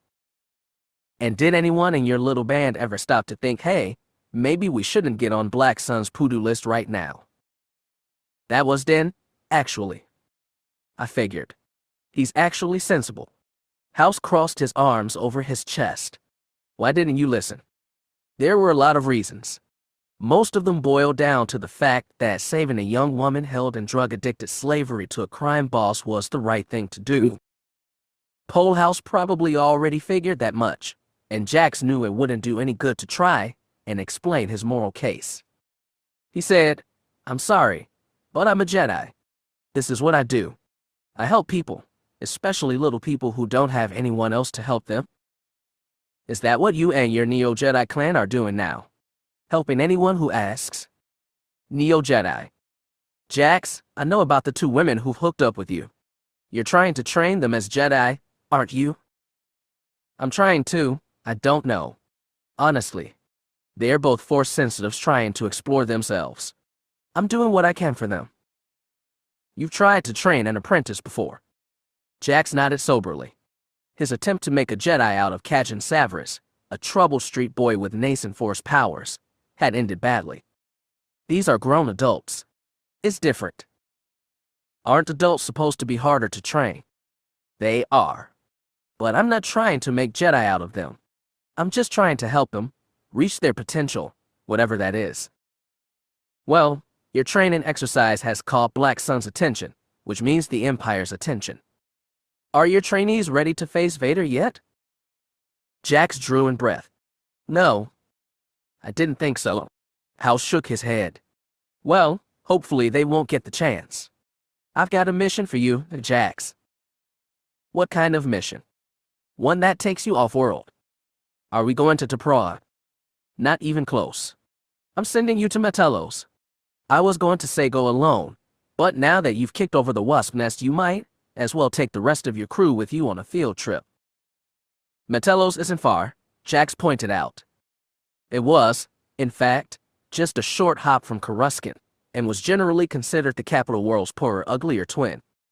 Heavily urbanized and overpopulated, but without Coruscant's history and glamour, it was also a good place to go off the radar for a while. You're going to be meeting a liaison from another resistance group. They want to test the waters before having face-to-face talks with Yemen. Sounds reasonable. Jax took a sip from his cup, glad that the conversation was moving away from his being dangerously moral. This is a big group. An important meeting. Are you going to tell me what group? House took a sip of caf and said, You've heard of Zazradar Slake and Jeravithsang. Jax's jaw dropped. From Bavanire. It had been almost a year since the so-called miracle at Bavanire, where most of the planet's settlers had been evacuated despite an Imperial siege. Details on the battle were scarce and contradictory, but some involved a dreadnought ramming an interdictor cruiser, or a Star Destroyer getting hijacked. Regardless, it had given a huge morale boost to resistance groups galaxy-wide. House said, there are reports, still unverified, that they just hit some shipyards the imps were building in the deep core. I can't see why that wouldn't make the HoloNet. We think Slake and Sign are still working together. Jax, They've got the biggest anti-Imperial fleet left flying in the galaxy. If we can establish a connection between Whiplash and them, we can take the fight against the Empire to a whole new level. Jax felt dazed at the thought. All the while he limited his expectations to fighting small against the Empire, winning moral victories instead of tactical ones. Now it sounded like they had a chance to do both. Do you have the details on when and how to meet their agent? I do. A data chip fell from the inside of Hal's sleeve, and with a nimble flick of the thumb it skidded across the table and tapped Jax's glass. He pocketed it as smoothly as he could. At the far side of the room, the Grand Owner was talking to a Tagorian who had walked in 5 minutes ago. Jax doubted either of them were Imperial agents, but you could never be sure of anything nowadays. Thank you for trusting me with this, Jax said. Hal shrugged. Gets you out of my hair for a week. We didn't mean to cause trouble. I know. You just want to help people. Hal sounded tired, not angry or mocking. Listen, make sure all your people know the stakes on this. We can't afford any slip-ups here. You can trust my people. All of them? Then that's all I need. House nodded and pushed himself out of the booth. He tossed a few credit chips on the table. Stay and finish your meal. I have to get to the office. I'll see you around, Jax said casually. Let me know how your trip goes. Jax listened to Hal's boots clamp on the floor tile and heard the door slide open and shut, but he didn't turn to watch him go. He looked down at his waffles, now getting cool, and figured he might as well eat them before he, too, went back to his base. They weren't very good, but he hadn't paid much for them either, so it all evened out. It's not like he'd ever be coming back here anyway. Since coming back to Coruscant, we'd been living out of our ship, a Helix-class interceptor called Laran. She was a little crowded, what with the addition of 2 new crew members, but we were already renting as hangar space and didn't have much left over for any kind of apartment. It helped that one of the 5 team members was a droid who could swap between large and small bodies with ease, and who didn't need a bunk to sleep in. As it was, Jax had the largest crew cabin. I had another one for myself. Magash and Sasha shared a room, which could be a weird combination, and I-5, bless him, was satisfied with periodically plugging himself into Laran's main power core and recharging. Most of the time, I-5 preferred not to go around in his little white astromech shell, or in the shell of Satch's old pod racing pit droid Ducky. No, he much preferred the human replica droid body that made him look like a normal human, a little less than 2 meters tall, and a few years shy of middle age.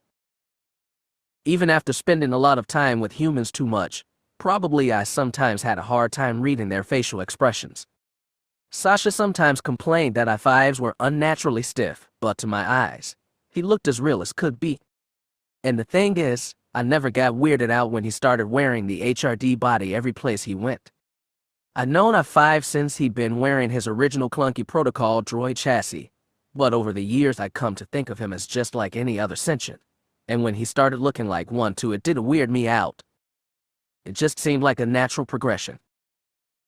So, the day our short sojourn on Coruscant came to its end, I-5 and I were sitting on the bench in Laran's main hold, watching Sasha practice lightsaber tricks. The lightsaber still had the red crystal and blade of its original owner, but Sasha had fast gotten over her compunction toward using the Sith weapon. She had a white cloth tied around her head and over her eyes while a small spherical practice remote sipped around her.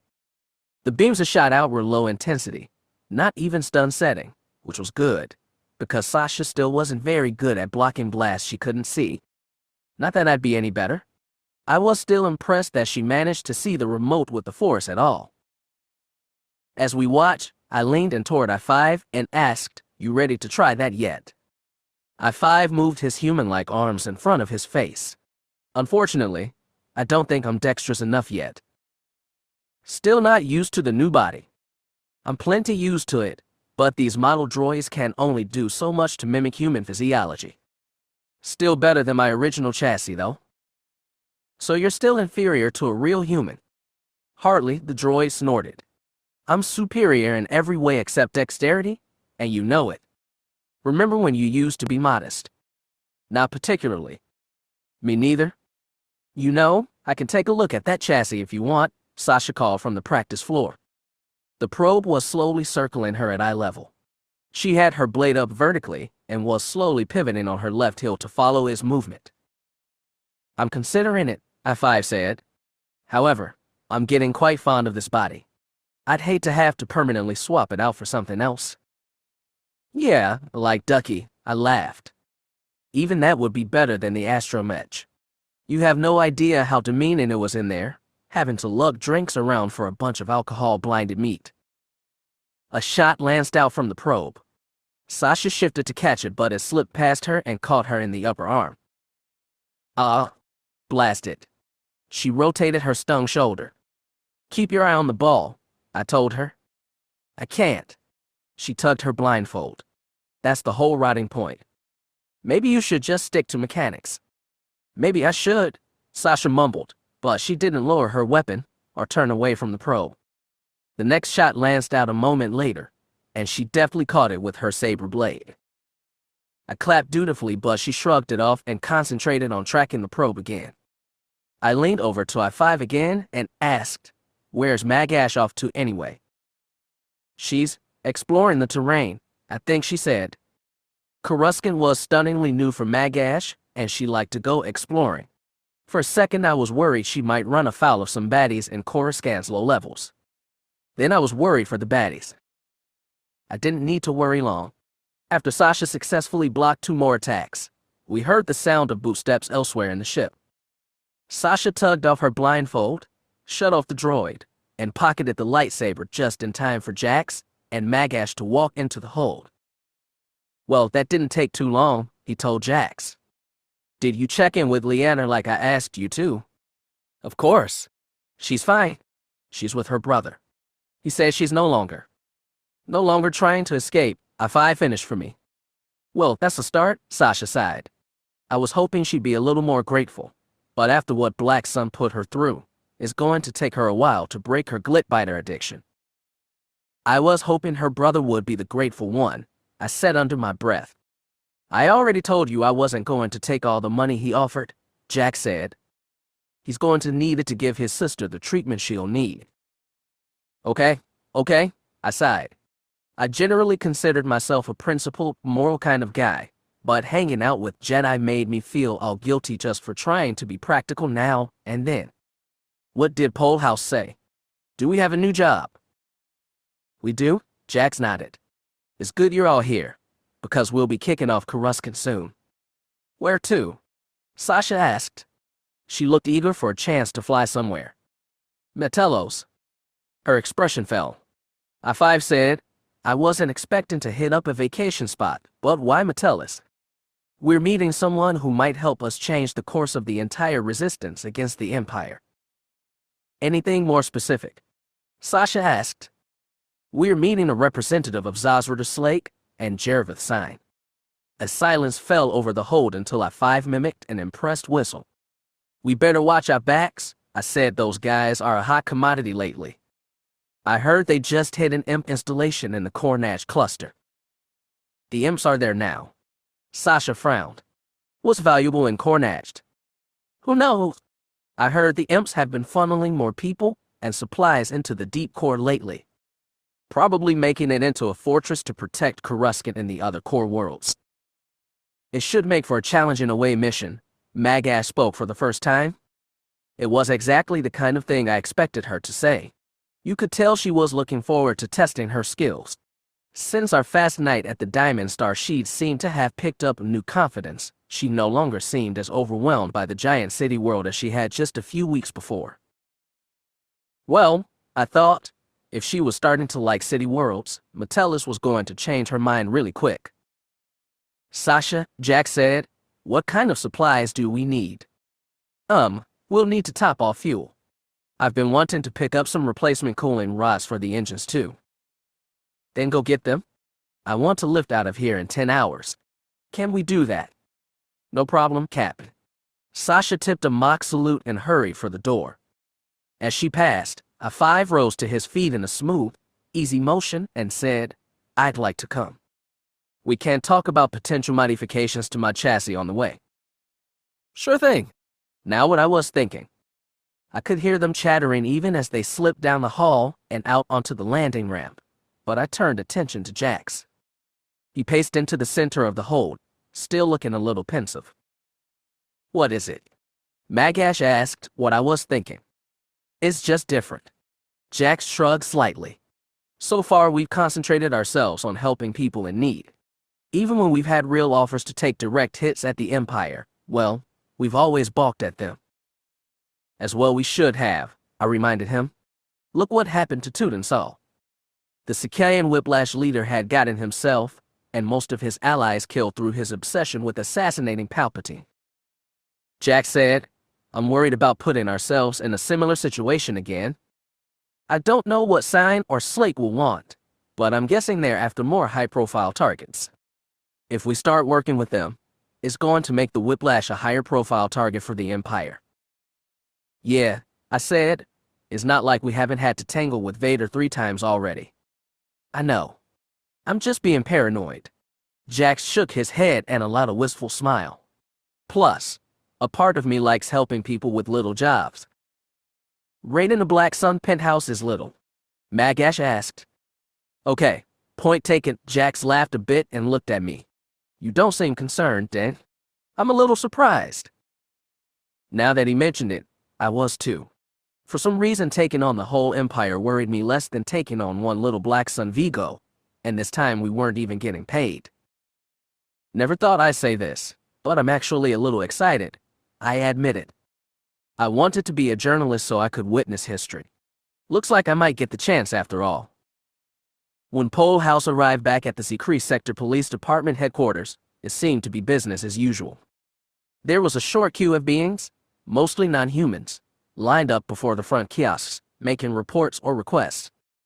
With a nod to the guard, he slipped behind the kiosks and went to the back room, where other civilians were sitting down at tables talking with lieutenants and deputies. Some of them had been brought in for questioning, others had come in to discuss issues with police. The Sector HQ facility also had private rooms for interrogations or more polite questioning, but none of those were in use right now. The one unusual element was a tall, well-dressed human woman arguing with Mylar Slee, his newest lieutenant. The young Ashori had been brought on to replace Caliber Drush, the Bothan who turned out to be in the pay of the Imperial Security Bureau. Drush had suspected House involvement with Whiplash, and House hadn't seen it.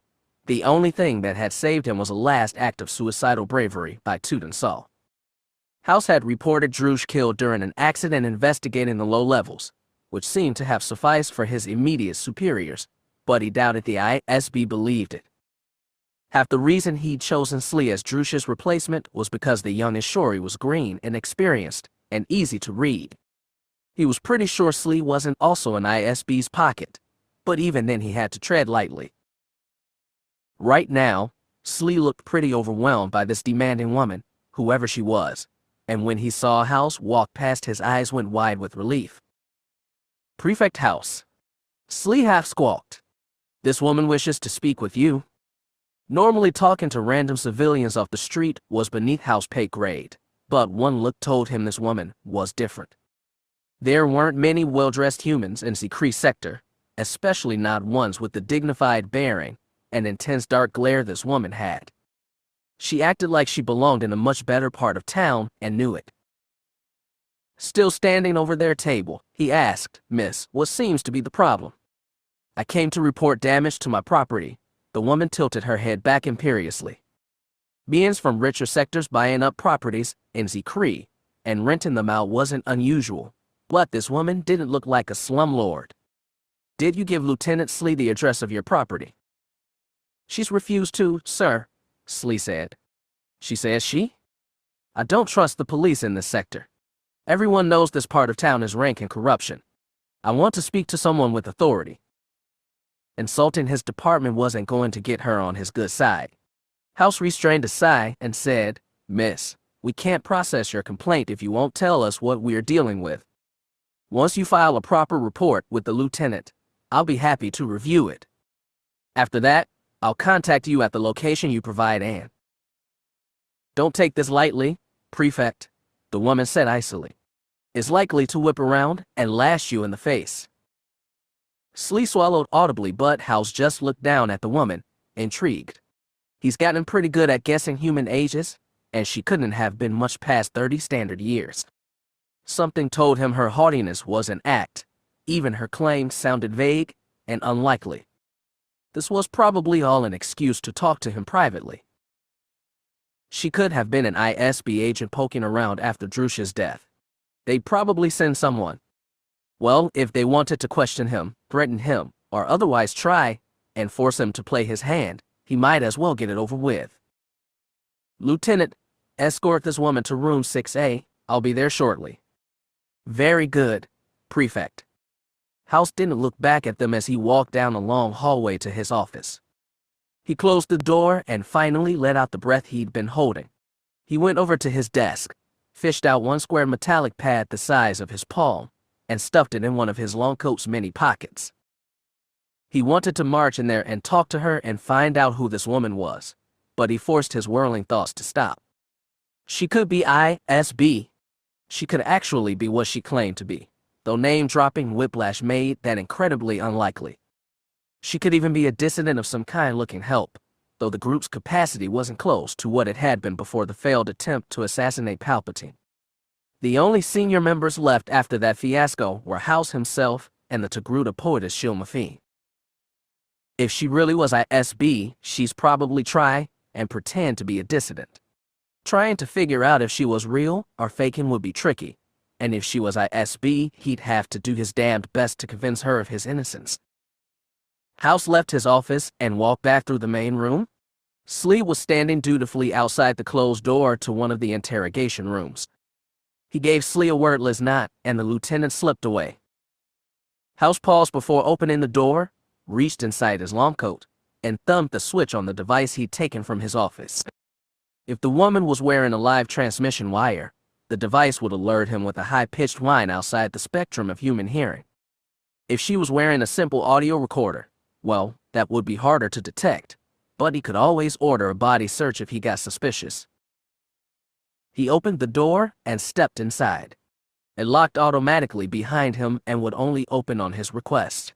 The room and small table in front of him were plain. The woman sat, stiff and dignified, in a chair. House dropped himself into the opposite one and let himself slump down. The woman raised an eyebrow. "Are you ready to talk now, Prefect?" "I'm willing to take your report verbally." House nodded. "Go ahead." She folded her hands on the tabletop. "I'm sorry, but I don't have a report to file." "I was guessing that." "I'm sorry for the show, Prefect House, but I very much wanted to talk to you privately." Nothing was whining in House's ears. He chose to take that as a good sign. "You can start by telling me your name." "Your real name?" "My name is Cena." "Cena what?" "Half a name isn't good enough." "My name isn't important. Who I represent is." If she was going to play games, he wasn't. "Who is that, ISB?" She blinked in what seemed like surprise. He found himself wishing he had Jax Pavan's force-imbued truth-sensing skills right now. "I'm not a threat to you, Prefect House. My employer greatly admires the work you've been doing." "What work have I been doing? Tell me what you think you know." "I know you're part of an organization that's been resisting the New Order, called Whiplash. I know you've helped transport many dissidents off Coruscant, including the group's leader, the on Yemen." He opted for a non-denial. "Since you know so much, can you tell me where Yemen is now?" He watched her eyes closely. "I'm afraid our sources haven't heard that much. Would you care to elaborate on just who those sources might be?" "Diet Agni sent tentative feelers to us. Diet Agni died a month ago during an attempt to assassinate the Emperor. I can't confirm or deny that. It's the truth. We weren't sure whether she cleared that with the rest of Whiplash, but she did it." Agni had been one of the most zealous members of Whiplash, right along with Toot and Saul. He straightened a little in his seat and said, "Miss Cena, you're going to have to give me something substantial." He hadn't given her anything yet either. She knew that and looked at him thoughtfully. She said, "There's really no way for me to prove that I'm not an ISB agent, is there?" "There's no way for me to prove I'm not an ISB plant." He crossed his arms over his chest. Was this your plan when you came in here? Get me alone so we can stare at each other in mutual distrust. She sighed. I'm sorry. This sort of cloak and dagger is new to me. Wisely or unwisely, he believed that statement. That meant she wasn't ISB, but also wasn't part of any organized resistance cell. Probably. What do you think I can do for you? He asked. I was hoping we could do things for each other. Maybe. I need to know who you represent first. She was hesitant still. If I tell you my name, my full name, you'll probably be able to look it up yourself. It was probably the best he would get right now. Okay, Miss Cena, tell me your full name. Cena Leakvold Medano. It meant nothing to him, nothing at all. He said, what do you do when you're not forcing your way into awkward meetings with police prefects? I'm a senatorial aide. Hal struggled to hide his surprise. There were a lot of members of the Senate who weren't happy with the new Imperial phase the government had taken. Not even the HoloNet news service could hide that fact. A lot of those complainers had been stripped of their offices on disloyalty charges, and a lot of those had ended up in ISB prison facilities, but some still remained temporarily free. Free, and probably watched round the clock by ISB agents eager to see what other dissidents those senators could flush into the open. You shouldn't have come here, he scowled. Whoever your employer is, he's probably being watched around the clock. He is, but we've learned was to get around ISB agents. Well, that narrowed it down slightly. Listen, Miss Medano, whatever you think I am, whatever you think I do, I am a police prefect. My job is to serve the government and protect the daily lives of citizens in this sector, which, as you may have noticed on your way down here, is far from the richest and most glamorous on the planet. We also want to help the people of the Empire, Medano said evenly. Together, I think our two arms of government could help each other, and help all the people in the galaxy. So they couch it in that language, then? He said, if your employer wants to meet with me to discuss better serving the citizens of Imperial Center, I might be able to make time for him. My schedule is very busy and unpredictable. So is my employer's, but he's willing to make things work for you. Hal stopped for a moment. It would probably be easier for the senator, whoever he was, to slip out at night. He said, have you heard of a place called the Raunchy Minok? Medano made a face. No, I haven't. Well, you can look it up. In 2 nights I'll be having a drink at the booth in the northwest corner of the main room, farthest from the stage. He's free to join me. I'll remember that. To her credit, she didn't ask for him to repeat it. She got to her feet. So did House. Before he called for the door to open, he asked her how she wanted to play it. You can tell them I was a hysterical rich girl from the upper levels making a big deal out of nothing. That was the plan. I just wanted to make sure you were okay with it. So he led her out, and they put on the last act of the little show. Even if she was new to cloak and dagger, Medano played the part well, acting a little shamed but not shamed enough to put a dent on her upper-class human hauteur. When Lieutenant Slee escorted her out of the office, House went back into his office and fired up his personal datapad. It didn't take him long to access the Senate personnel registry. Just to be careful, he routed his connection through several proxy servers. It was a technique he'd picked up from a slicer who used to live and work in Z-Cree sector, and he started doing it regularly since the middle of the Clone Wars. He felt weird doing it at first, but now that his paranoia had clearly become justified, he did it whenever he accessed computers outside the police department's local servers. Unlike, say, Jax Pavan, Cena Leakvold Medano had a very unusual name, and it didn't take him long to find out that she'd been working for the past 5 years as an aide in the office of Senator Garm Bell Iblis of Corellia, possibly the most vocal and respected critic of the New Order still serving. Oh, House groaned as he sunk back in his chair. Oh, you've got to be kidding me. Chapter 5. When we first heard of the so-called miracle at Bavanire, we were overjoyed, just like anybody else. It was great to see the Emperor get a punch in the nose, or lower body parts, and we hoped it might galvanize the resistance, but we never thought we'd end up personally getting swept up what happened after. At the time, A'Sharad Hett and Octavian Grant were names, ideas. Hero and villain, nothing more. The Tarkus system, located close to the edge of the Rendelian sector, was overlooked by all but the most detailed of star charts. 7 planets orbited the white dwarf star, and none of them supported even non-sentient life. 3 were lifeless chunks of rock, and the other 4 were gas giants with only a few moons each, also barren. The only item in the star system that had ever caught anyone's passing interest was the white asteroid belt located between the 4th and 5th planets. Old Republic survey teams had scoured the rocks almost 100 years ago and found no minerals of value. Neither the Republic nor the new Empire had granted any private companies rights to survey the belt since.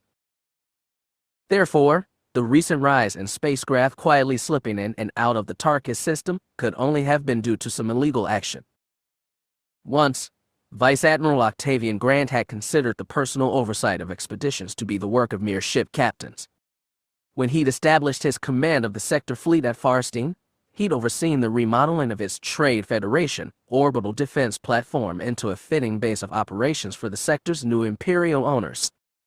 He'd even moved into Merritt Veru's old office and planted down the hand-carved wooden desk passed down the Grant family through generations. Just sitting behind it and watching the planet turn had filled him with a sense of pride and accomplishment. A year had changed a lot. Now Farsteen and the command station seemed like a purgatory. He was doomed to waste him forever after his humiliation at Bavanir, and he took any opportunity to go onto the bridge of a star destroyer and oversee long-range missions. Some captains might have rankled at his oversight, but thankfully, Amiz Griff wasn't one of them. Grant saw much of himself in the young man. Griff, too, was well-bred, having been brought up in the local aristocracy on Brental. He comported himself like a captain should, taking full advantage of his personal servant and only interacting with the crew only when the job called for it. Unlike certain other captains Grant had known, he never deigned to sit with the troops in the mess hall and remained an aloof, authoritative figure, as a captain should. Grant liked to think the young man would go far. When he finally escaped his quiet exile at Farsteen, he'd be sure to take Griff with him. At the moment, both of them stood at the Four of Majesty's bridge and watched the Tarkus belt slowly resolve ahead of them. The Gladiator-class Star Destroyer was smaller than the more common Venator and Victory models, but it was newer and just as capable. Compared to the bigger ships, it was maneuverable and versatile, which was why Grant preferred to oversee away missions on it. Few of its type had been produced thus far. The Emperor seemed to prioritize the creation of bigger and more expensive ships, which Grant thought a foolish strategic choice, not that he was in any position to influence policy on Imperial Center. The asteroid belt ahead of them looked like any belt anywhere in the galaxy. Chunks of rock tumbled in slow orbit around the pale sun, making distant stars wink as they drifted over them. Grant saw no engine flares from fleeing spacecraft, no glint of artificial metals in the sea of jagged space rock. He tried to keep the disappointment from his voice as he told Griff, begging active scans on this portion of the belt. Search for heat sources and irregular trace metals. Very good, sir, Griff nodded and went off to oversee the search. Grant decided to give Griff breathing room and remained at the front of the bridge. He could see his own reflection in the dark transparent steel pane in front of him, a slim body in a pressed gray admiral's uniform, short black hair topping around it, narrow-eyed face. This week he'd seen the first specks of gray at his temples, but he couldn't spot any in his translucent reflection now. He was glad for it. He didn't like the thought of growing old here in the backwaters, especially while A'Sharad Hett was still ranging freely across the Empire. He'd learned about the attack on the new shipyards at Inzoth, even though the news hadn't been officially promulgated through the state-controlled news networks. Exiled or no, he still had his personal intelligence resources, and they'd relayed to him a blow-by-blow of signs read less than 3 standard hours after it had happened. The news networks hadn't said anything about Bane over 10 months ago, though it hadn't stopped word from traveling through unofficial means. Reports of Sign's miraculous evacuation of most of her little world's inhabitants, despite Grant's siege, had been passed around the higher levels of the Imperial Navy, but even most of those had carefully neglected the critical event that made Sign's miracle possible, the first place. The failure of the siege was bad enough for morale. If everyone knew that a squadron of elite clone troopers had mutinied and helped the enemy hijack a brand new Star Destroyer, it could create a crisis in the ranks. While Grant understood the reasoning behind keeping Valediction's capture secret, he'd still advised against it. Sign was a threat, that ship was most definitely a threat, and not telling senior commanders that the enemy might sail right amidst their fleets with a friendly flag was simply asking for the attack that had just befallen in Zoth. He wasn't foolish enough to think that Sign showing her head again was going to make the Emperor suddenly plead for Octavian Grant to hunt her down. He'd lost Imperial Center's trust after Babanire, and he'd need something special to get it back. He saw Griff's reflection approach his own. "Admiral, we have not located any energy readings indicative of spacecraft." Grant watched his reflection scowl. "What about unusual mineral readings?" "Possibly, sir. We seem to have located one large asteroid which shows signs of Turidium alloys." Grant frowned. "That isn't native to this belt, is it?" "Not according to the existing survey reports, sir." "Take us in. Slowly." "Understood, sir. I'll raise shields and keep weapons at yellow alert." Griff's reflection spun on his heel and marched back to the crew pit. Grant leaned closer and tried to make out anything artificial in the belt as Majesty's prow slid into the field of drifting space rock. The scanners were more reliable than his eyes, of course, but after coming this far he wanted to see things for himself. After a minute, Griff walked back to him and said, "Admiral, active scans indicate durasteel and ferrocrete constructions in the indicated asteroid. But no heat signatures." "No, sir." "A mining colony, probably, burrowed into the rock. Their defensives should be minimal, but proceed with caution." "Very good, sir." Grant kept his eyes on the viewport. He could finally see it up ahead.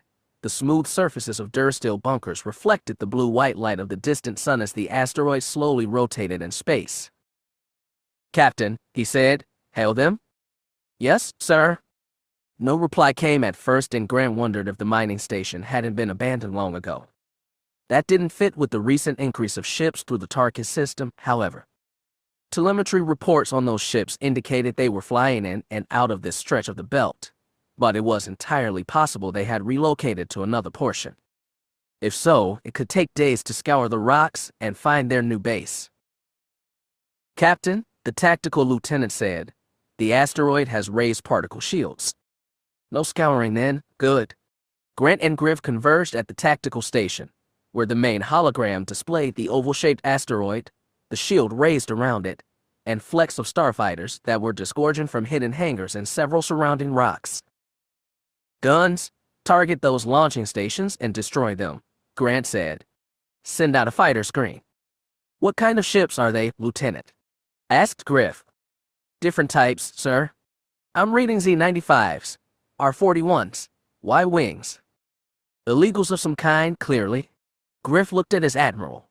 "Should we destroy the mining station as well, sir?" Grant was tempted, but shook his head. "All we know says this belt is devoid of valuable minerals. If these scroungers have found something worthwhile, I'd like to know what it is." "Of course, sir." Grant turned to the forward viewport to see lances of green turbolaser energy strike the smaller asteroids adjacent to the mining station. They had apparently been left unshielded, because they exploded with the first volleys. "Have we received any reply to our hails?" Griff asked the comm station. "Negative, Captain." "Call them again," Grant said. "Tell them we'll destroy them if they don't reply." Griff frowned for a moment, then understood. The miners' motley collection of starfighters seemed hesitant to charge Majesty, even as Griff's vessel disgorged 2 squadrons of EDA-2 fighters. Some of the starfighters outright attempted to run, only a handful tried to engage the Imperial ships directly. Grant watched red and green lasers flash through the viewport, punctuated by a handful of small explosions. "These men are scavengers and pirates," Grant said. "They're not willing to die for their prize." "Sirs," the comm officer said, "we're getting a reply from the mining base." Rooted to me directly, Grant raised his comlink to his mouth, then said, "Unidentified minors, this is Admiral Octavian Grant. You are operating illegally in Imperial space, as I'm sure you know. If you do not lay down arms immediately, we will destroy you." The reply came in some guttural Huttese. Grant frowned. Whatever gibbering alien was talking to him might have been employed by the Hutts or might not. The tongue was the standard for subhuman lowlifes throughout the galaxy. "If possible, please speak basic," he said evenly. "I will not negotiate in Huttese." There was a pause. Then a voice said, "No a problema. I canna do basic too. What do you want?" Wondering whether the comm line was bad or the speaker was just an imbecile, Grant repeated, "Your mind is operating illegally. If you do not lay down arms, we will destroy your main mining station, as we've already destroyed your other asteroids." After a pause, the voice said, "What do you want, Slimo? You want Trillium? It all yours. Just let us go." "Sir," Griff whispered, "they could have booby traps in the mine set to go off once they leave." Grant had just thought the same thing. No ships will be allowed to leave the system without my authorization. If any ships attempt to flee, they will be destroyed. "So what you want, ha? You want to surrender? Fine. I'll lay down arms. Or wings, whatever you want, ha. Listen, we got a good trillium deposits here. All over belt, ain't a fact. I show you them. Then maybe I get out of here with no jail, ha." Even with the bluster and broken basic, Grant could tell the alien was scared. "We will negotiate terms when our boarding parties arrive. Prepare for our shuttles." Grant out. As he flicked off the comlink and placed it in his pocket, he turned to Griff and said, "Captain, give me 3 squads of your best men. Enlisted, not clones. Prepare shuttles for us." "Us, sir? Are you sure that's safe?" Not as safe as sitting behind his desk at Farsteen Station, which was rather the point. "I'll be all right. I'd like to inspect this facility with my own eyes. Captain Griff, the bridge is yours." As he turned on his heel and walked off the bridge, Grant felt something close to excitement.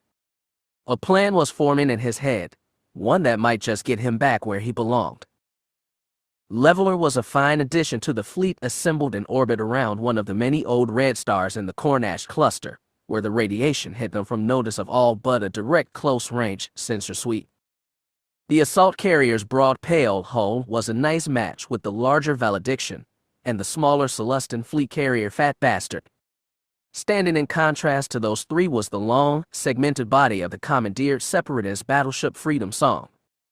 The rest of the fleet was rounded out by various support vessels, ranging from the light cruiser Poriad Bodkin to the corvette Scarlet Thranta, whose bright red hull marked its origin as a Judicial Forces vessel from another time. It was probably the most motley fighting fleet in the galaxy, and probably the only one capable of giving the Empire a punch in the nose. Despite their raid on N'Zoth, nobody thought they could do more than punch on the nose. A'Sharad Hett could feel the initial thrill and elation of the beings around him dim in the Force without entirely going away. The cold reality of their situation was setting in once more, and the new sight of Leveler among the fleet could only warm them so much. For Hett, though, victory at N'Zoth was ancillary. The real victory was being together with Jervith Sign and their child again. Jadesi Sign was less than 2 months old. She was a small, pale, hairless ball of flesh, and when he held her in his arms, she squirmed and flexed tiny fingers and sometimes made little high-pitched wailing sounds.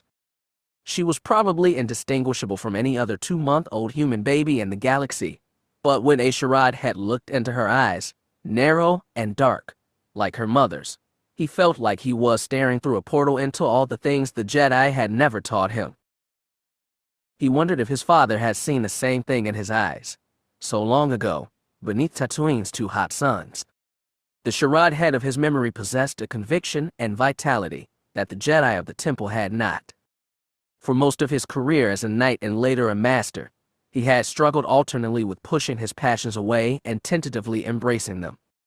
For so long the thought of his father, wise and loving, had been connected with his angry desire to avenge the man's death, and the only escape from those conflicted feelings had been to force a strict asceticism upon himself.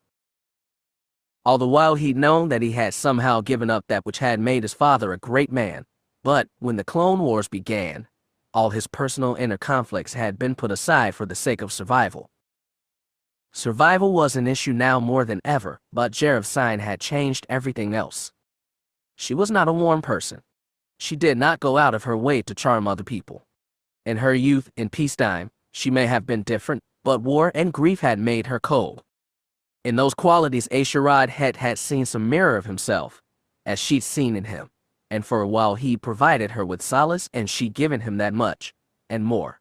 A bridge to experiences he'd given up hoping for a long time ago and an escape from the life he'd never truly been comfortable in, not so long as his father's memory remained. The child, though, was a step beyond the pale for either of them. When Slake returned her to valediction after the battle, they took her to the quarters that had once belonged to the ship's Imperial captain, sat side by side on his bunk, and stared at their daughter in quiet marvel. They held her for a time in silence, passing her between them, before Hett said, "I wonder if she'll have sensitivity to the Force." "Does it pass through families?" Sign asked as she stared down at Jadesi. The habitual tension had dissolved from her expression. She looked younger whenever she had the child in her arms. "It did through mine. In most cases, well, I imagine it was hard to tell." "Of course." Sign ran a fingertip gently across the baby's smooth forehead. Jadesi groped for her mother's hand with weak, stubby fingers. Sign let herself be caught and smiled at the tickling sensation. She never smiled like that before, open and free. "Do you want to train her in the Force?" Sign asked. She didn't say Jedi. She knew the conflicted feelings that word gave Hett, and she rarely used it. "My father trained me as far as he could. And you'd like to do the same for her." He thought about that, which itself had been one of the marvels Jadesi had brought to his life. Until her birth hadn't allowed himself to think beyond the next week. Now he found himself dreaming up plans her life and his own for years to come. It was the sort of attachment his masters had already warned him against, but at the moment he couldn't think of them as anything but fools to deny themselves the love he felt for Sign and their daughter. His love felt like more than just a candle to hold back the night. It felt like a fire to ignite the stars. "If she can touch the Force, she deserves to learn how to use it best she can," Hett said. "But to give her proper training is something I'm not sure I can provide." "Can or should?" Sign asked softly. He wasn't sure. The way the old Jedi had conducted themselves had gotten them killed. Their aloof monasticism and blind service to a corrupt state had turned them into objects of hate and fear that half the galaxy seemed glad to see exterminated. It was impossible to deny that. The only Jedi he'd yet met who had escaped the purge had been Master Altus and his pariah sect, which seemed only further evidence of the fact. Altus and, perhaps, Anakin Skywalker.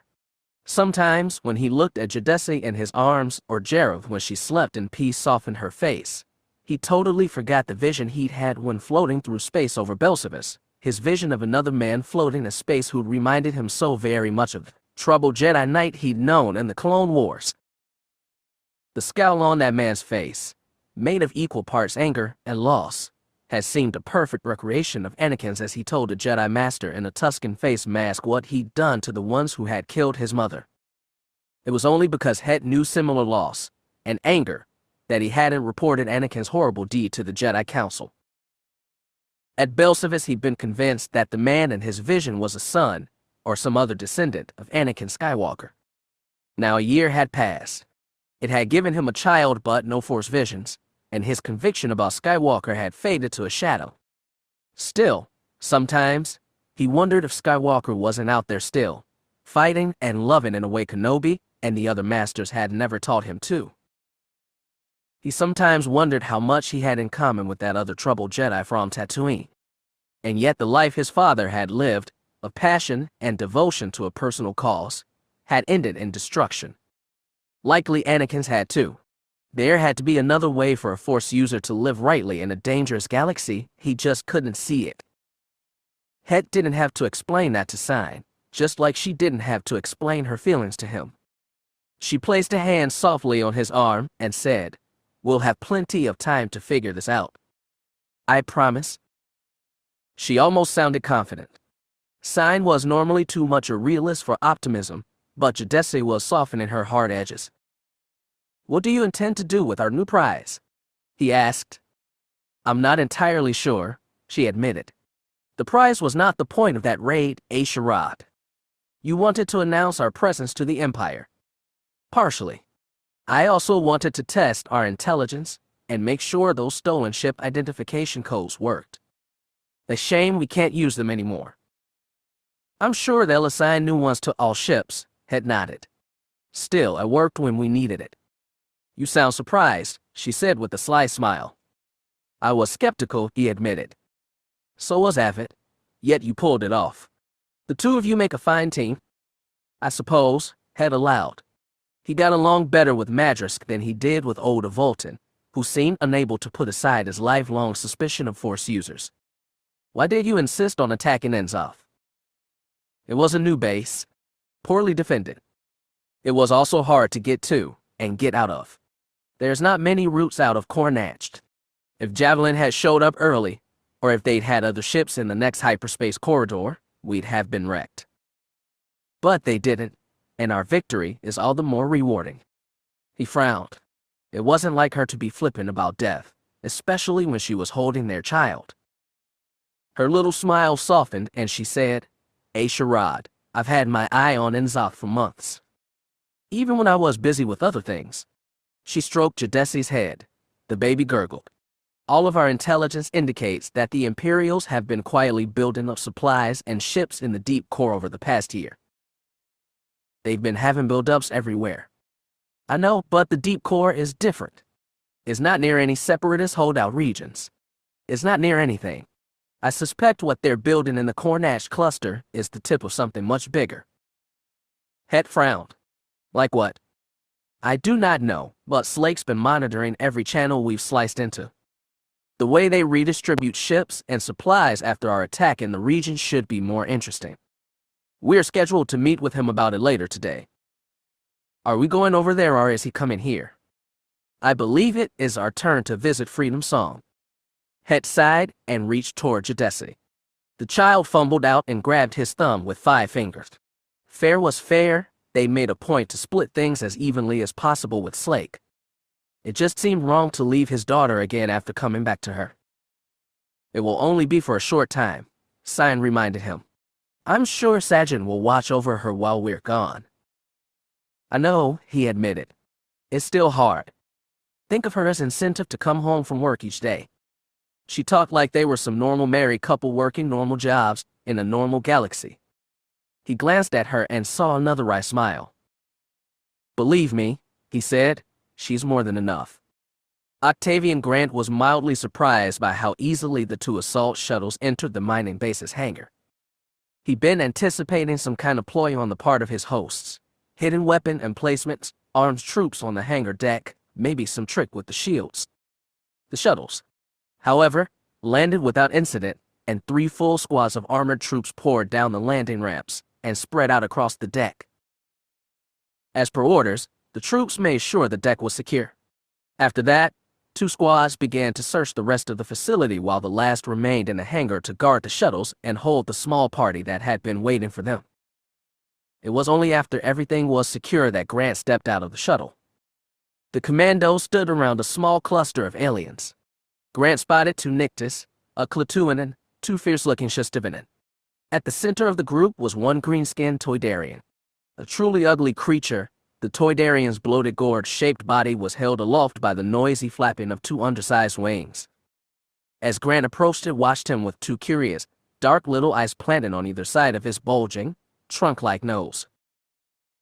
"Ha, you must be Admiral Grant," the Toydarian said. It hovered a little closer, but 2 commandos stepped in its path. "You've checked them for weapons?" Grant asked the lead commando. "Of course, sir." "Then let him pass. Keep the others corralled." The commando stepped aside and let the Toydarian flap its way over to Grant. They stood facing each other midway between the shuttles and the group of guards and prisoners. At this distance they could speak privately. So you want to know about this mining facility? Ha! The Toydarian asked. You said you've been finding trallium, or in this belt. That's right. Trallium is very valuable, very useful for. It is useful for the creation of multiple types of weapons, which is why its extraction is carefully regulated by the government. How did you find it? Well, no, not exactly. During the war, I hear, someone found some deposits. Since then, well, we didn't want to apply for a permit, Patisa, so. Who is running this mining operation? You're looking at the operations manager, Calamivalo. And for whom do you work? The creature chuckled. Eric the Hutt. Grant knew the name. Eric beseiged was one of the most powerful of the slug-like gangsters from Nal Hutta. Apparently the alien thought that might earn it some protection. Grant could think of no other reason why a criminal, caught red-handed by the Empire, would be so calm. Mr. Valo, what do you think is going to happen here? Patisa, I've been called by people lick at you since the Republic. I'm confident we can come to some arrangement. It rubbed green claws together. You seem to think you can exchange all your information about the mines for an escape ticket. What happens to you then? Eric won't be pleased to hear you gave up his mining operation without a fight. If Eric don't want to me, fine, the Toydarian chuckled. Jiliak be sure to take me, ha. Mr. Valo, you may not have noticed, but we are an empire now, not a republic. We do not bend rules. We do not look the other way when some criminal slips us a few credits. The empire means law and order, Mr. Valo, and those who flagrantly violate the law will be punished severely. It should have been true. Under normal circumstances, Grant would have taken the information he needed from this repulsive alien and thrown it and the rest of his scum into prison. It was what their kind deserved. At the moment, though, he needed them. His speech put a little fear on the Toydarian's ugly face, but not enough. It said, Admiral, trust in me, I am very able to help you. Without my information, you have no chance of. My commandos are raiding your facility now. They are pulling your precious information from your computers as we speak. The alien chuckled. You don't think I take precautions? I know fool, Admiral. He probably wasn't bluffing. It had taken Grant's team a good 15 standard minutes to assemble, leave Majesty, and fly to the mining station. That was more than enough time for the Toydarian to booby-trap or extra encrypt his files. The latter issue could be solved with time, the first could not. It didn't matter. Grant was planning on giving him what he wanted anyway. The extra drama just made this farce seem more authentic. I am going to present another option to you, Mr. Valo, Grant said. I'm all ears, so to say. The Toydarian tapped the flat side of his head. Mr. Valo, I am offering a chance for you and all of your people to remain here on this mining facility and continue your work.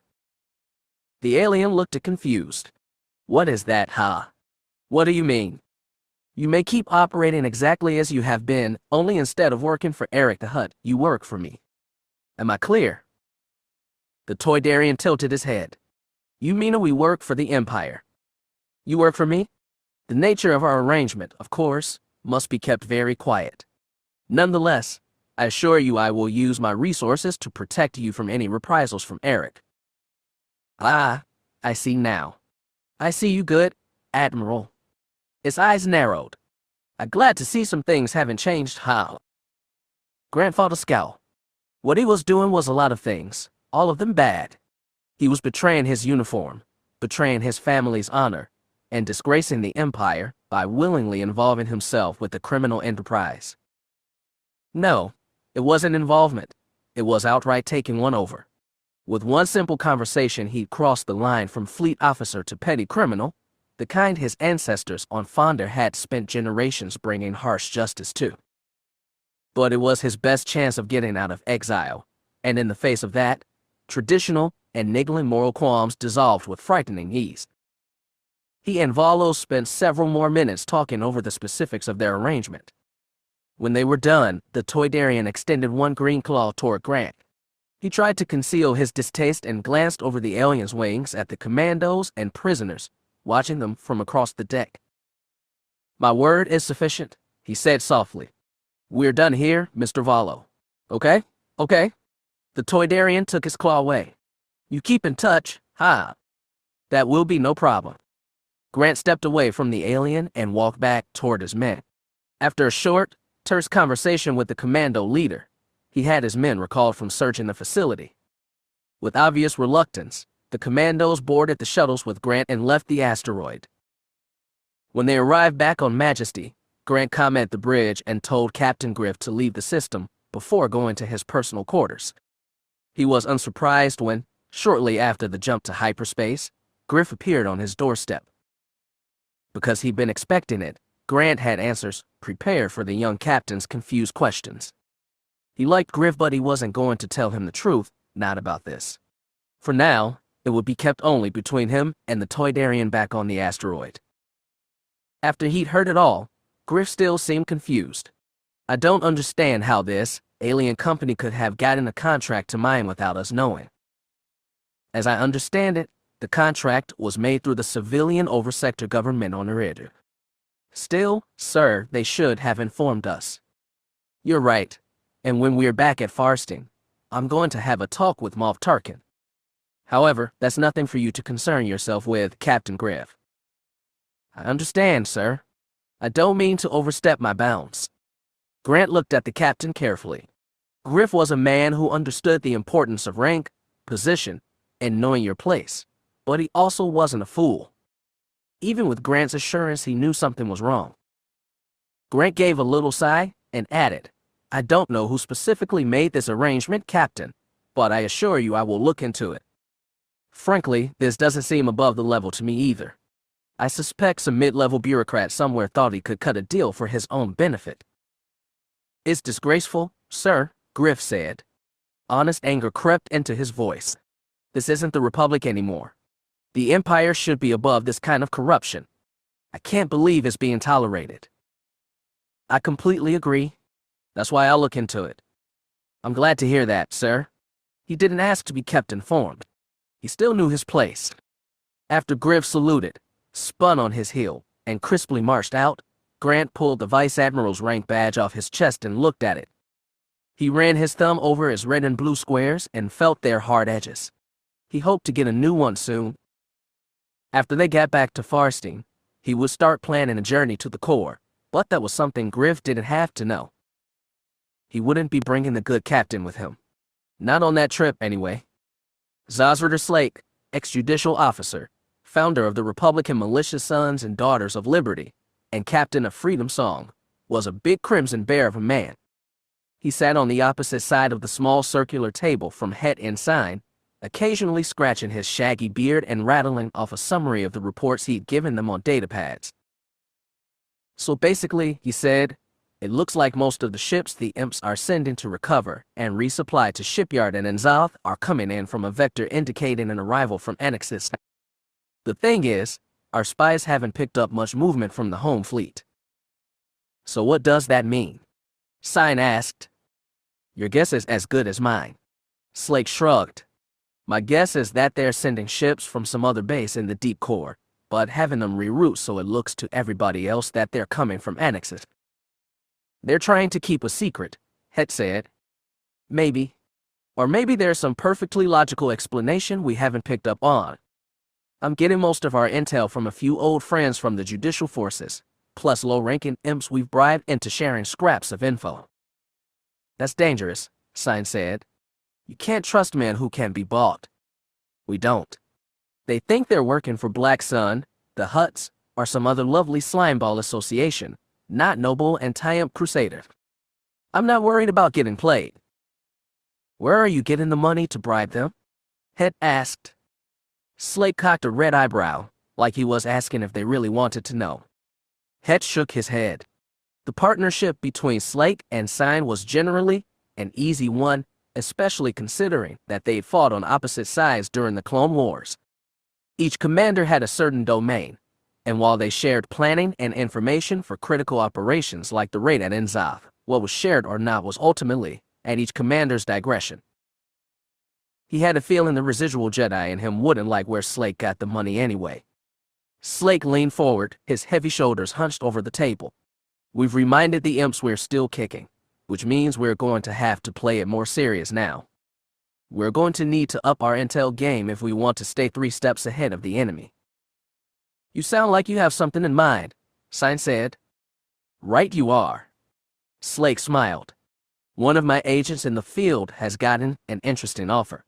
There's a group out there calling itself Whiplash that's been running anti-imperial activities, mostly on Coruscant, but other places too.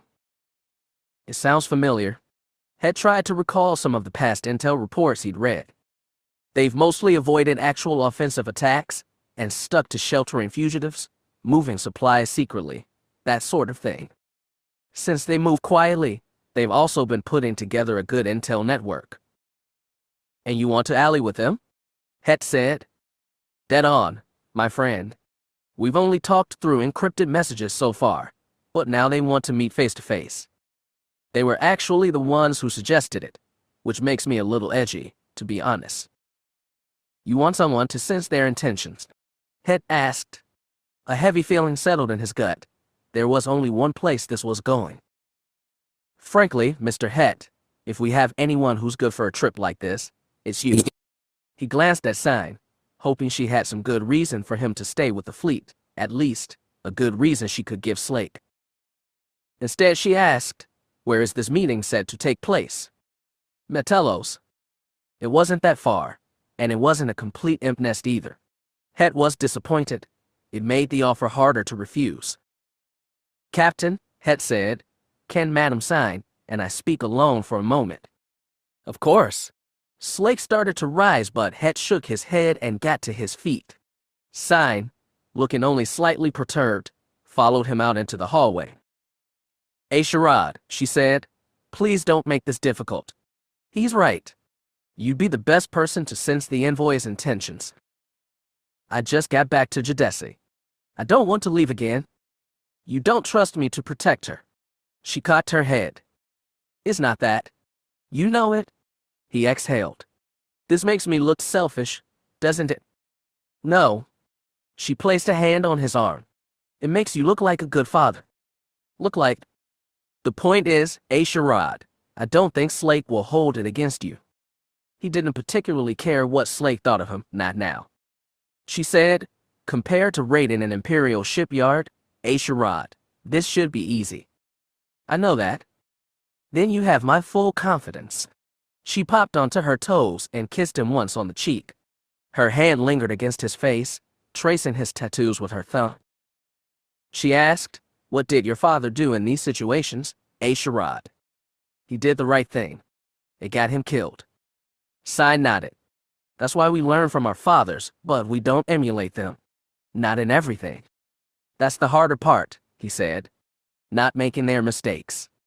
It felt strange, just admitting that A'Sharad had flaws.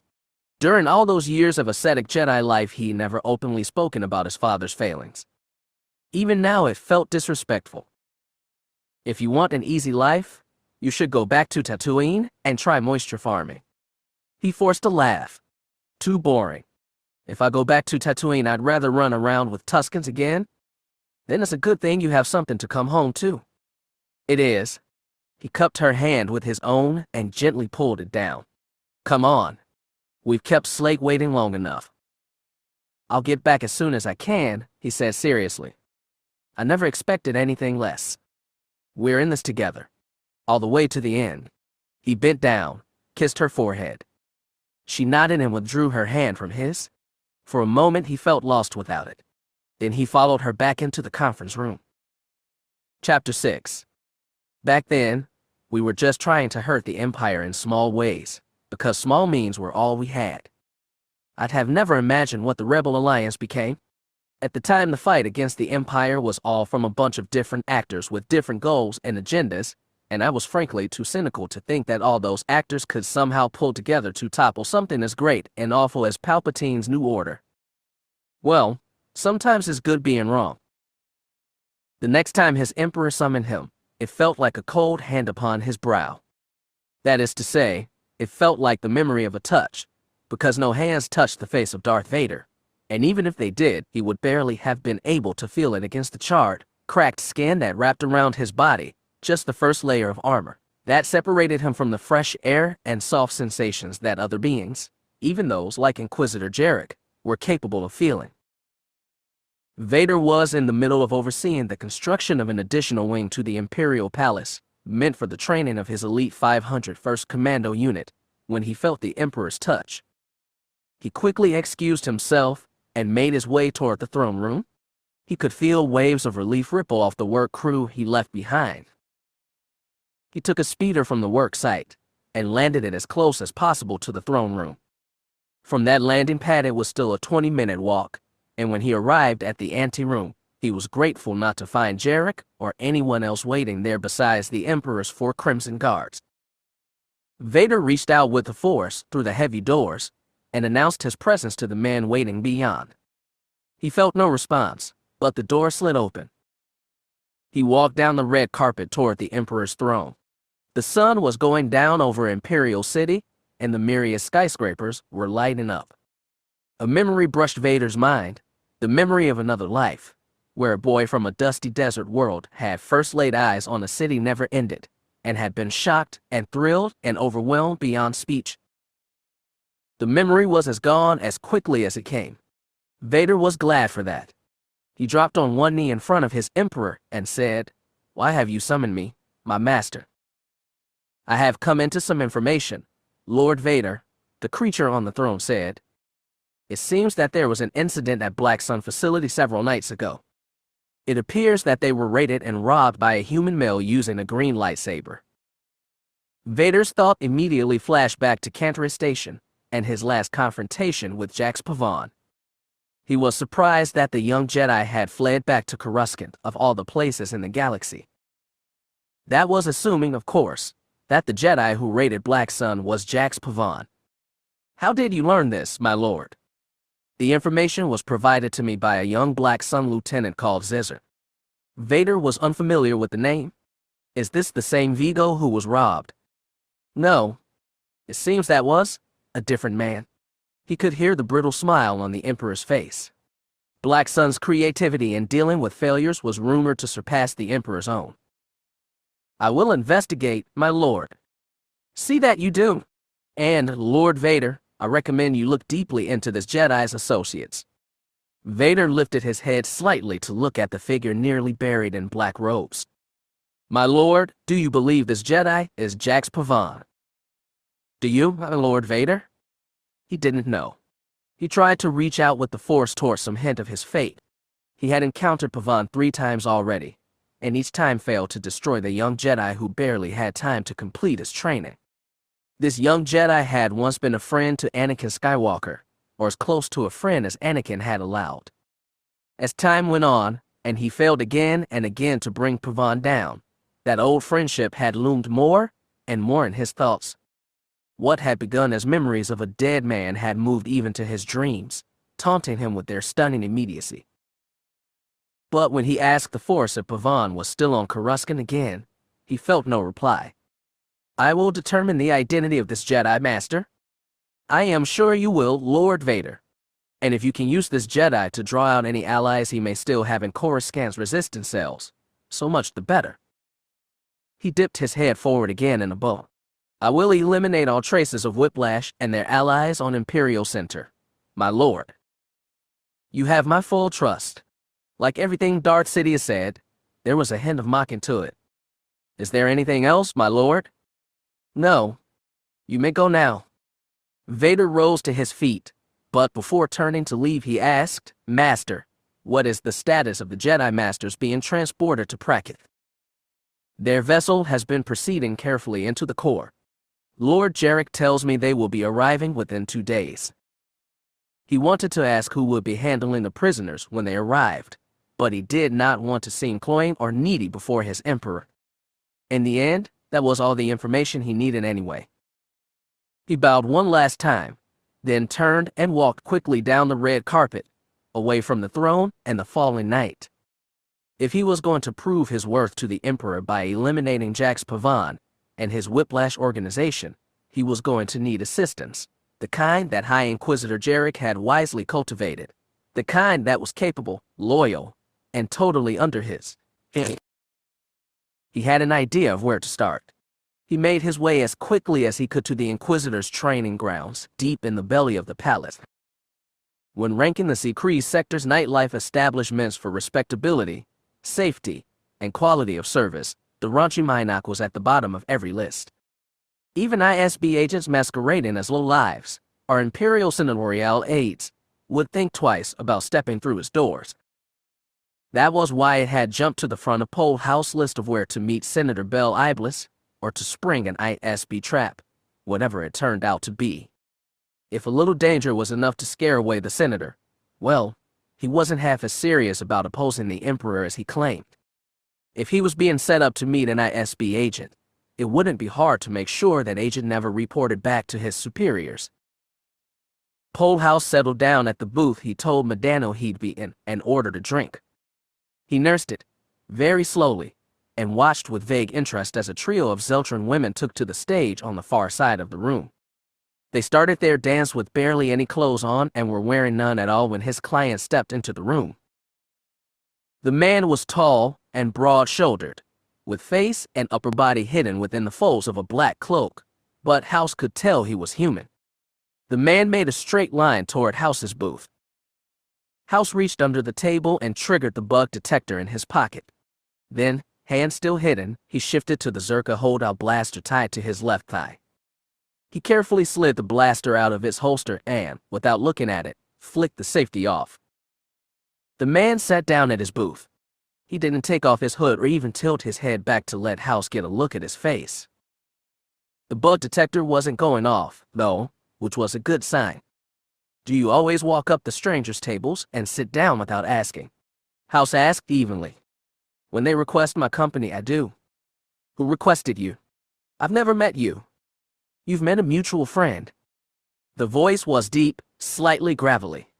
It sounded like the Garm Bell Iblis he'd seen and heard on news broadcasts, but he couldn't be sure, especially without seeing the face.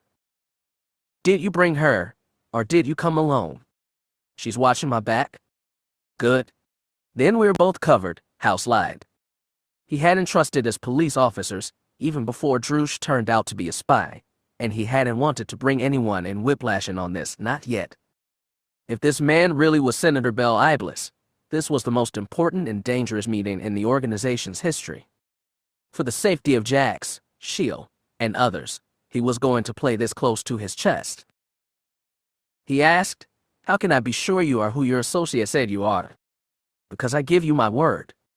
A cheer went up from the far side of the room as the three Zeltran women started to twine together in a tangle of naked pink limb.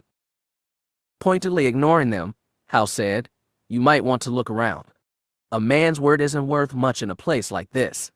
Where you come from, maybe, but not here. The man reached up with one hand and tugged back his hood a little. House hunched his shoulders and tried to look up at the human's face. He saw a strong chin, a sharp nose, the two trails of a thick dark mustache. A little more, House said quietly. The man squared his shoulders so his back was firmly facing the rest of the bar. Then he pulled his hood back a little more, revealing the sharp eyes and firm brow that House had seen on too many news broadcasts to count. Just as quickly as he'd shown his face, Bell Iblis pulled up the hood and hid it again. I'm impressed you came here yourself, House said. I'm a believer that if you want something done right, you should do it yourself.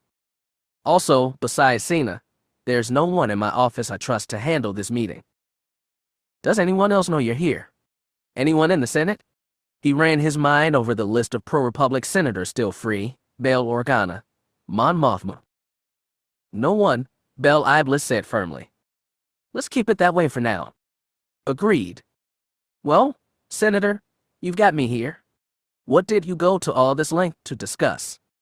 Prefect House, we know that your organization is the most active and capable anti-imperial resistance unit in Imperial City right now. That's flattering, but I'm not sure how true it is. You know our numbers were severely cut recently. I do. I also know that your organization is not just limited to Coruscant, but operates on other planets as well. That's a rare thing. Most resistance cells seem to be localized on single planets, even single cities. I don't want to overstate our reach, but yes, we do have associates on other worlds. He wasn't going to name them, not even if Bel Iblis asked. Yemen had barely escaped one Imperial trap alive. House wasn't going to be the one tipping the imps off to his new hiding place on T'Pra. A man in my position has many resources but not enough people he trusts to put them to use, Bel Iblis said. And you trust our people? I'd like to. If you're looking for ways to coordinate anti-Imperial attacks, well, I'm open, but we're going to have to decide that on a case-by-case basis. House leaned forward a little more. For us to meet together more than once is risky, so if you can set me up with a certain lieutenant I can communicate with, even Miss Medano, that might be the best way to proceed. I thought you'd say as much. I'm willing to work out a safe arrangement. Good. What kind of cooperation do you have in mind? That depends on the capabilities of your organization. House hesitated. He wasn't going to reveal the detailed inner workings of Whiplash to the senator, but there were still things he needed to know. Senator, he said, our organization is potentially about to go through some major changes. Bel Iblis's mouth tilted to a frown. Meaning what? At this moment, we're actually sending out feelers for another alliance. I see. May I ask with whom? House had brought it up. There was no point in backing out now. This is just between the two of us. Even Medino doesn't know, not unless I tell her. Go ahead, Bel Iblis nodded. We're currently negotiating with the rebel fleets of Zazrider Slake and Jervath Sign. Bel Iblis didn't say anything, didn't betray anything with his face, but House could see his body stiffen beneath those robes. Softly, the senator said, how far along is this alliance? Nascent. We haven't even had first talks yet, but they're coming soon. With Slake and Sign together. Bel Iblis sounded skeptical. House frowned. As I understand it, I'm not taking lead on negotiations. There has been some talk in certain circles. Questions. Slake and Sign are an interesting combination. Slake's always been a Republic patriot. Sign was a separatist. Bevenire joined the CIS because I know the politics of it. Believe me, it's just that in certain circles, there's been the question of whether we should embrace all anti-imperial groups or just those pledged to restore the Republic. That was the crux of it. Obviously a concern to a politician, but House didn't see how it mattered on the ground.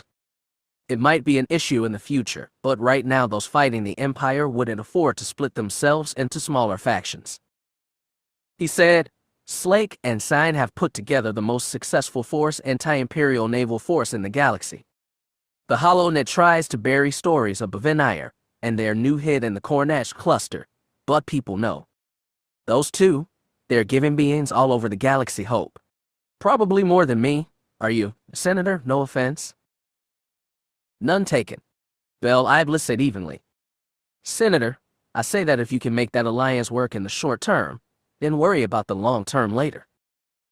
If there is an alliance, it will come through your organization, Prefect. We can be glorified middlemen if we have to be, if we combine your resources and their offensive capabilities. Then we might be able to create a real rebel alliance, Bel Iblis said. The kind that can put a real dent in the Emperor's power. He could hear the excitement in the senator's voice, controlled but very present. He felt it too. The only way to really hurt the Empire was to patch all their resources together. The fate of the whole galaxy might be about to change here, in the raunchy Minok. It was funny, but House didn't laugh. This is all very tentative, he told Bel Iblis seriously. We shouldn't get ahead of ourselves. Of course, the senator nodded. I'll wait for news of your negotiations with Sign and Slake. How will we communicate from here on? I'll send Cena to contact you through your police office. Be very careful. I don't know how many of my officers I can trust. I understand. We'll be very discreet. Okay? I'll trust you on that. Bel Iblis rose from the booth. He gave House a curt nod and said, Thank you for the evening's entertainment. It was most interesting. As he walked out, Bel Iblis spared only a tiny glance at the stage, where a couple gold-skinned Twi'lek girls had joined the pink Celtrons. Pole House watched them disinterestedly as he finished his drink, then got up and left. The show wasn't that good anyway, and he had bigger things on his mind. The Inquisitors were practicing late into the night, as Vader knew they would be. When he arrived on the sparring floor, he saw Cuthera watching over the trainees gathered around the dueling circle. He knew that the Fallen had fallen into Jarek's circle, and though he might object to Vader's presence, he had no cause to throw him out. He sidled next to Cuthera and said, "How goes the training, Inquisitor?" "We are down to the last round of the day, Lord Vader." The Fallen glanced at him sideways. "Please, stay and watch." Unlike many of the lesser Inquisitors, Cuthera showed no awkwardness at Vader's presence. Cuthera had been a criminal once, relying on his Force talents to cheat his victims and stay one step ahead of law enforcement and rival gangs. After his capture by ISB agents, his Force powers had been identified, and he had been moved to Imperial Center, where Jarek had swept him to complete the training he now passed down to more students. The match was between two humanoid females. Both were teenagers. Vader recognized the Arcanian as Hannah Dink, a Jedi Padawan who had been captured during the raid on the temple almost 2 years ago. Unlike most of the Padawans who had fought Vader and the assaulting clone troopers to the death, Dink had thrown up her hands and allowed herself to be taken prisoner. After 2 years, Vader was surprised the girl was still alive. He'd expected a coward like her to be torn to pieces by the more savage youths that had been brought in as Inquisitors, youths like the late Probus Tesla, whose training Vader and Cuthera had shared. The other female was an Amwadi whom he did not recognize. Her feathery white hair had been cut short, and her lithe sky blue body danced in swift circles around Hannah Dink, who kept her saber up defensively. To her credit, Dink did an excellent job batting back every swipe and jab the other girl attempted. "Who is the Amwadi?" Vader asked Cuthera. "Ah, that is Baran. We pulled her from the Agricultural Corps." The Agri Corps was a place the Jedi Temple used to send washed-out Padawans. Judging by the young Amwadi's skill with a lightsaber, the Jedi had given up on her too early. He reached out with the Force and tried to get a sense of the two combatants. From Baran he sensed a single-minded determination to break through the wall of Hannah Dink's defenses, clouded by frustration and having failed to do so already. As for Dink, he sensed a hyper-focused awareness on Baran's attacks, but something else lurked beneath that too. He sensed a fear, not of Baran herself, but of failure. Amwadi and Arcanians were both considered cold, analytical races, and it was fascinating to watch these two young women pitch toward uncontrollable anger as the match ran on. Baran could not break the wall, and Dink would not strike out. The battle seemed doomed to go on forever, until one of the two girls found the anger and strength to unleash the power of the dark side within them. When that happened, it was very possible the other girl would be killed. Vader glanced at Cuthera and saw a tight smile on the Fallen's face. He knew this, expected it, and had probably seen it before. He savored the thought of bloodshed to come. They were a world away from the Jedi Academy that Anakin Skywalker had known. Baran took 2 steps away from Dink and began to pace around her in a slow circle. The Arcanian kept pivoting on her heel with her saber facing the Amwadi. Then Baran lunged. She dipped her lightsaber down, slicing into the metal floor and sending red sparks into Dink's face. The girl gave a pathetic yelp and staggered back. Baran wheeled her lightsaber upward again and lunged. Dink swept out with her lightsaber and knocked Baran's attack aside. Then she whipped her blade back up into its vertical defensive position and stood still. Vader could feel the rage radiating off of Baran. The Amwadi woman was desperate to end a fight that had gone on far longer than she had expected. Her mouth was already slack open and panting, but as she stared at the defiant Arcanian, Baran's jaw dropped wider until a feral, angry scream filled the sparring chamber. Then she charged. She swung 1, 2, 3 times. Each blow crackled and rebounded against Dink's lightsaber. The 4th attack landed and pressed hard. Sparks flared between the two girls as Baran tried to knock Dink off her feet, but the Arcanian was larger, and Vader could feel a new confidence in her. With a flick of the wrist, Dink dropped her weapon low and stepped aside. Baran stumbled forward. Dink brought her lightsaber down and severed Baran's right hand at the wrist. The Amwadi fell to the floor, screaming. Her lightsaber tumbled in front of her, and with a deft motion, Hannah Dink sliced it in two. The smoking halves of the cylinder clattered in front of A'Sharad, mocking her as she clutched the stump of her right hand. Hannah Dink stood imperiously over her. Radiating a new confidence, the Arcanian held her blade level over Baron's neck and asked, "Do you yield?"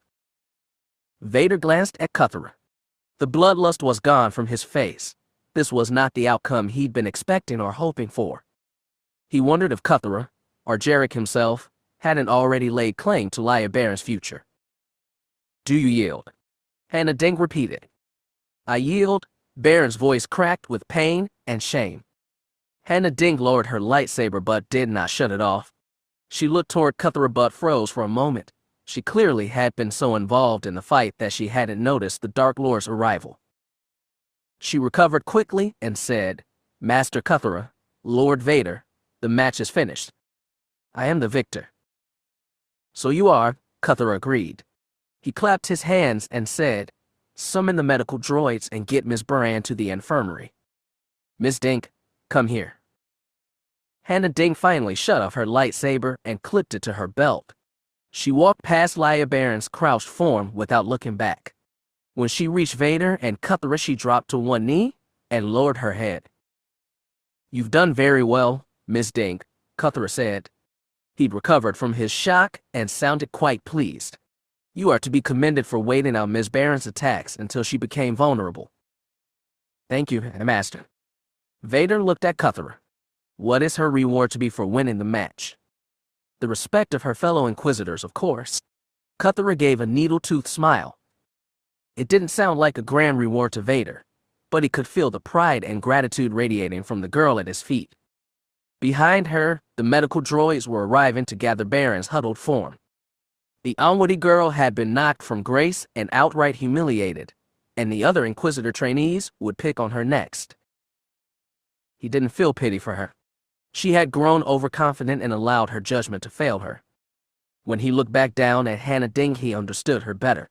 For the past 2 years, she'd languished as a trainee Inquisitor, looked down on as soft and cowardly by more simple and violent beings.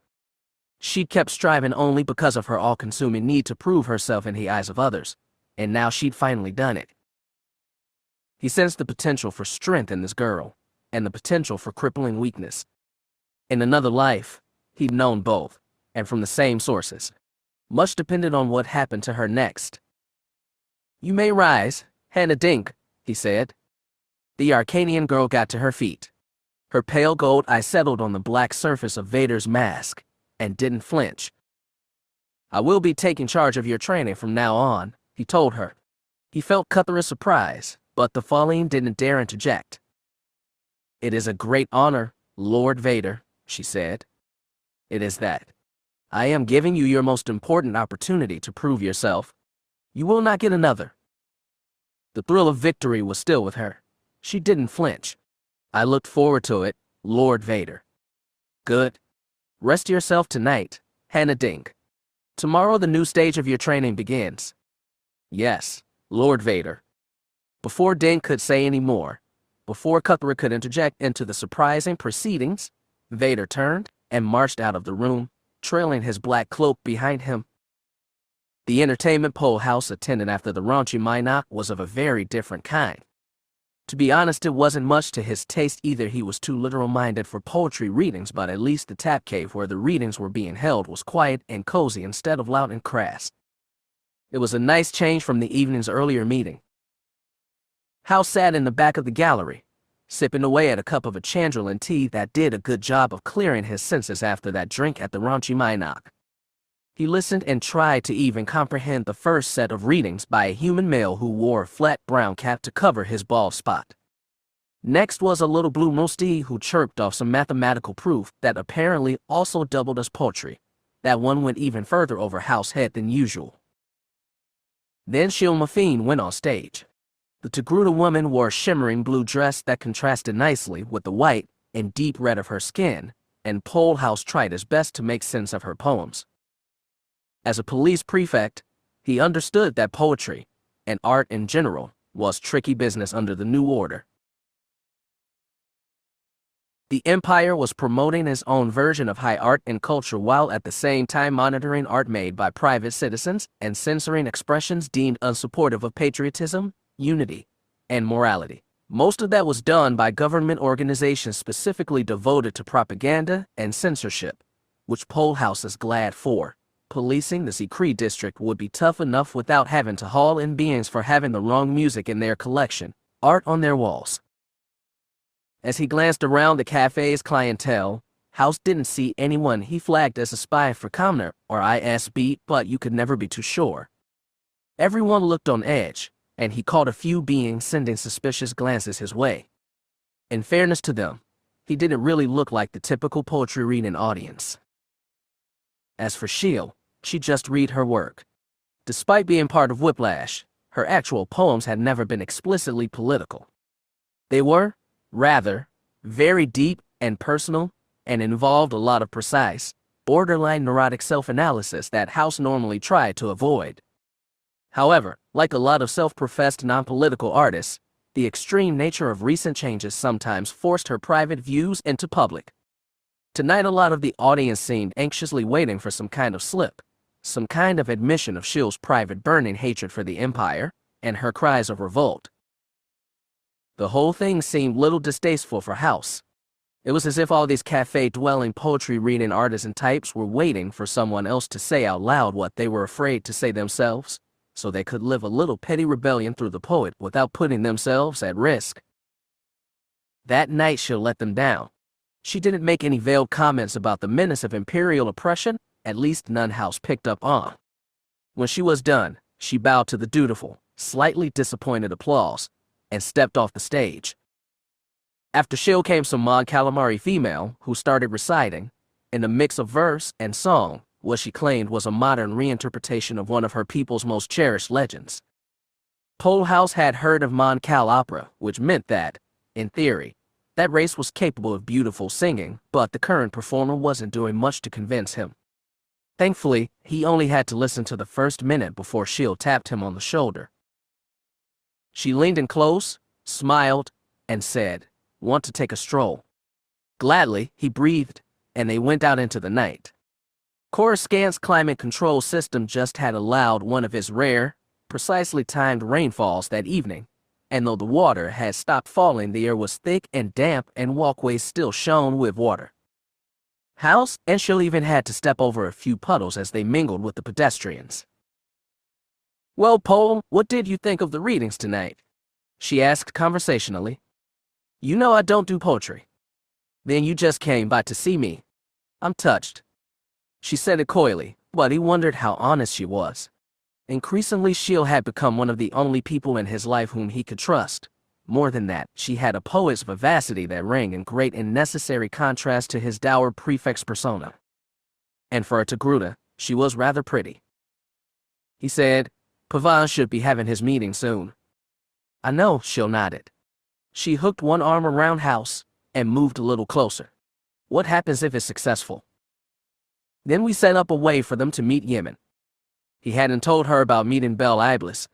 He wanted to tell her now, because that short, strange meeting in the most unlikely of places left him feeling more exhilarated about his life and work than anything in the past 5 years, and sharing it with Shield would have made it even better. But like he'd already told Bel Iblis, this new arrangement was something they'd have to keep as secret as possible. The only people he might tell were Yemen and Jax Pavan, and the latter only so he might use it as a negotiating tool. But if this information was too important to trust Shield with, it was too important to trust to the HoloNet too. What happens if they don't reach an agreement? Shield asked. House hadn't even allowed himself to think about that. There was too much at stake in these meetings, now more than ever. "If we fail," he said, "then everything fails. If we can't patch together a few petty differences to make a stand now." He trailed off, shaking his head, but Shield finished his thoughts. "We'll all just wither away, and nothing we've done, or will do, will matter in the big scheme of things." House sighed. "You're supposed to be the optimistic one." "Am I?" A smile tugged on her white lips. "If I'm the dour one now, what does that make you?" She was teasing him again. He liked him when she teased him, but he wasn't going to let her show it. A bastion of optimism, he said without enthusiasm. Sounds exciting. She leaned in a little closer and made him felt like a stupid adolescent. I feel better about the future already. When dawn came up on Imperial City, Darth Vader was deep in the bowels of Imperial Palace, inside the wing constructed for the training of Inquisitors. Hannah Dink had moved her scant possessions out of that wing the previous night and relocated to her new master's section of the palace, but Vader's business there wasn't complete. High Inquisitor Jarek's quarters were located in the heart of the complex, far from the outer walls. Vader was expecting some sign of ostentatiousness to fit Jarek's ambition and ego, even if it wasn't as grandiose as Palpatine's cavernous throne room. Yet when he stepped inside, all he saw was black. For ordinary beings, the sudden plunge into total darkness would have been disorienting, which was no doubt the point. For Vader, it took only a second for his helmet's eyepieces to switch to an infrared scan. Even when they did, they told him nothing the Force had not already. The room was cool, small, and empty save for Jarek himself, who sat cross-legged, levitating in the center of the room. Some gentle orchestral music filled the air, but it provoked no emotion in Jarek that Vader could feel. "Welcome, Lord Vader," Jarek said. He was facing away from his visitor but made no attempt to turn around. "May I ask the purpose of your visit?" For months now, Jarek had been climbing higher in the Emperor's esteem while Vader had chased Jax Pavan in the stupid hope of turning Anakin Skywalker's old friend dark. Jarek had to understand that time was over. He said, "I came to see after the student librarian. I understand she was wounded rather badly in her recent sparring match." "And why would you ask me about her? You could have simply asked Cuthera." "Cuthera seemed to have an interest in her," Vader said. He began to walk in a slow circle around Jarek. "I took that to mean that you had an interest as well." "I believe you were mistaken. Cuthera's interests aren't automatically my own."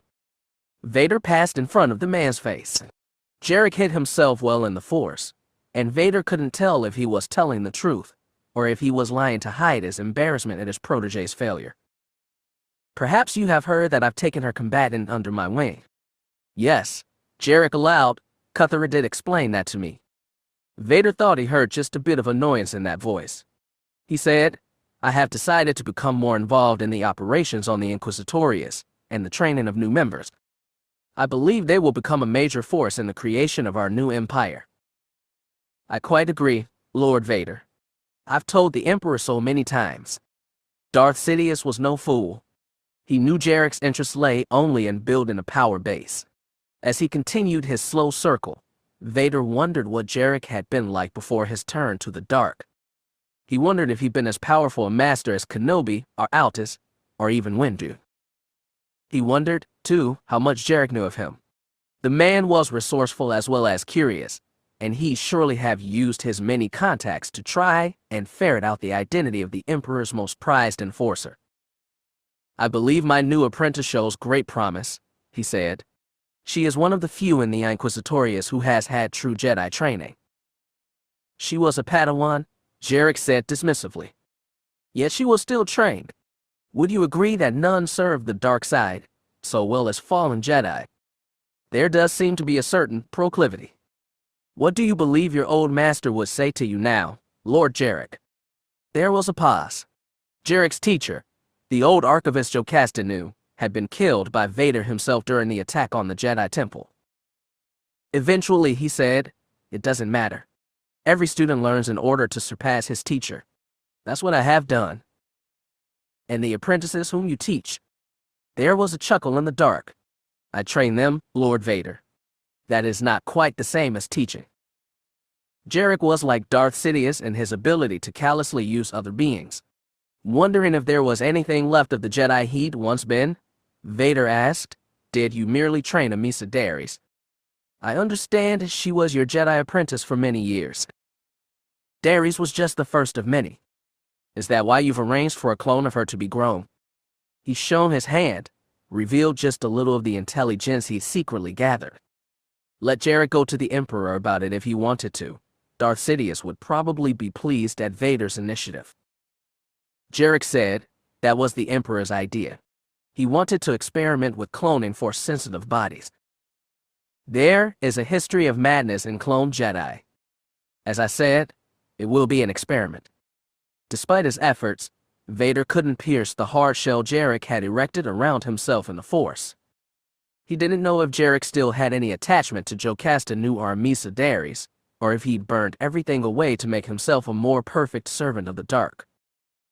If he had, which now seemed likely, then it would take Darth Vader more than a few apprentices to retain his supremacy over Jarek. He was still bound to Anakin Skywalker by Jax Pavan, by unwanted dreams, even memories not yet burned away. "Thank you for the conversation, Lord Jarek," he said. "I will see you again." "I look forward to it, Lord Vader." He broke the circle and walked out of the room and into the light. When the eyepiece of his mask had adjusted to the sudden brightness, he began walking down the corridor. He knew what had to be done, and Hannah Dink was just the start. As for the rest, it once again came back to Jax Pavan. Chapter 7. As a journalist, I always tried to look for the personal side of every story.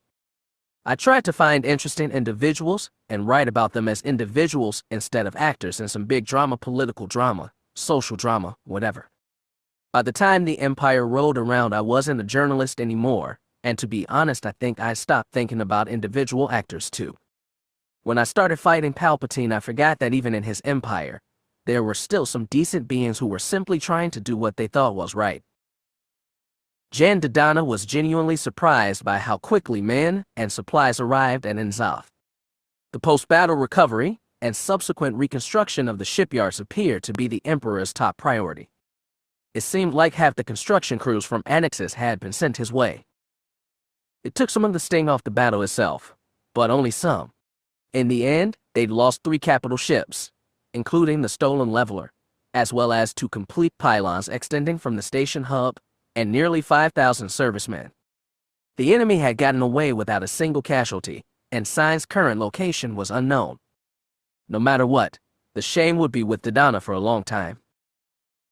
The Cornatch Cluster and Black 15 fell under the jurisdiction of the Imperial Home Fleet, now the largest naval group in the Empire. Based out of Annexes, the Home Fleet was charged with securing Coruscant and nearby valuable worlds.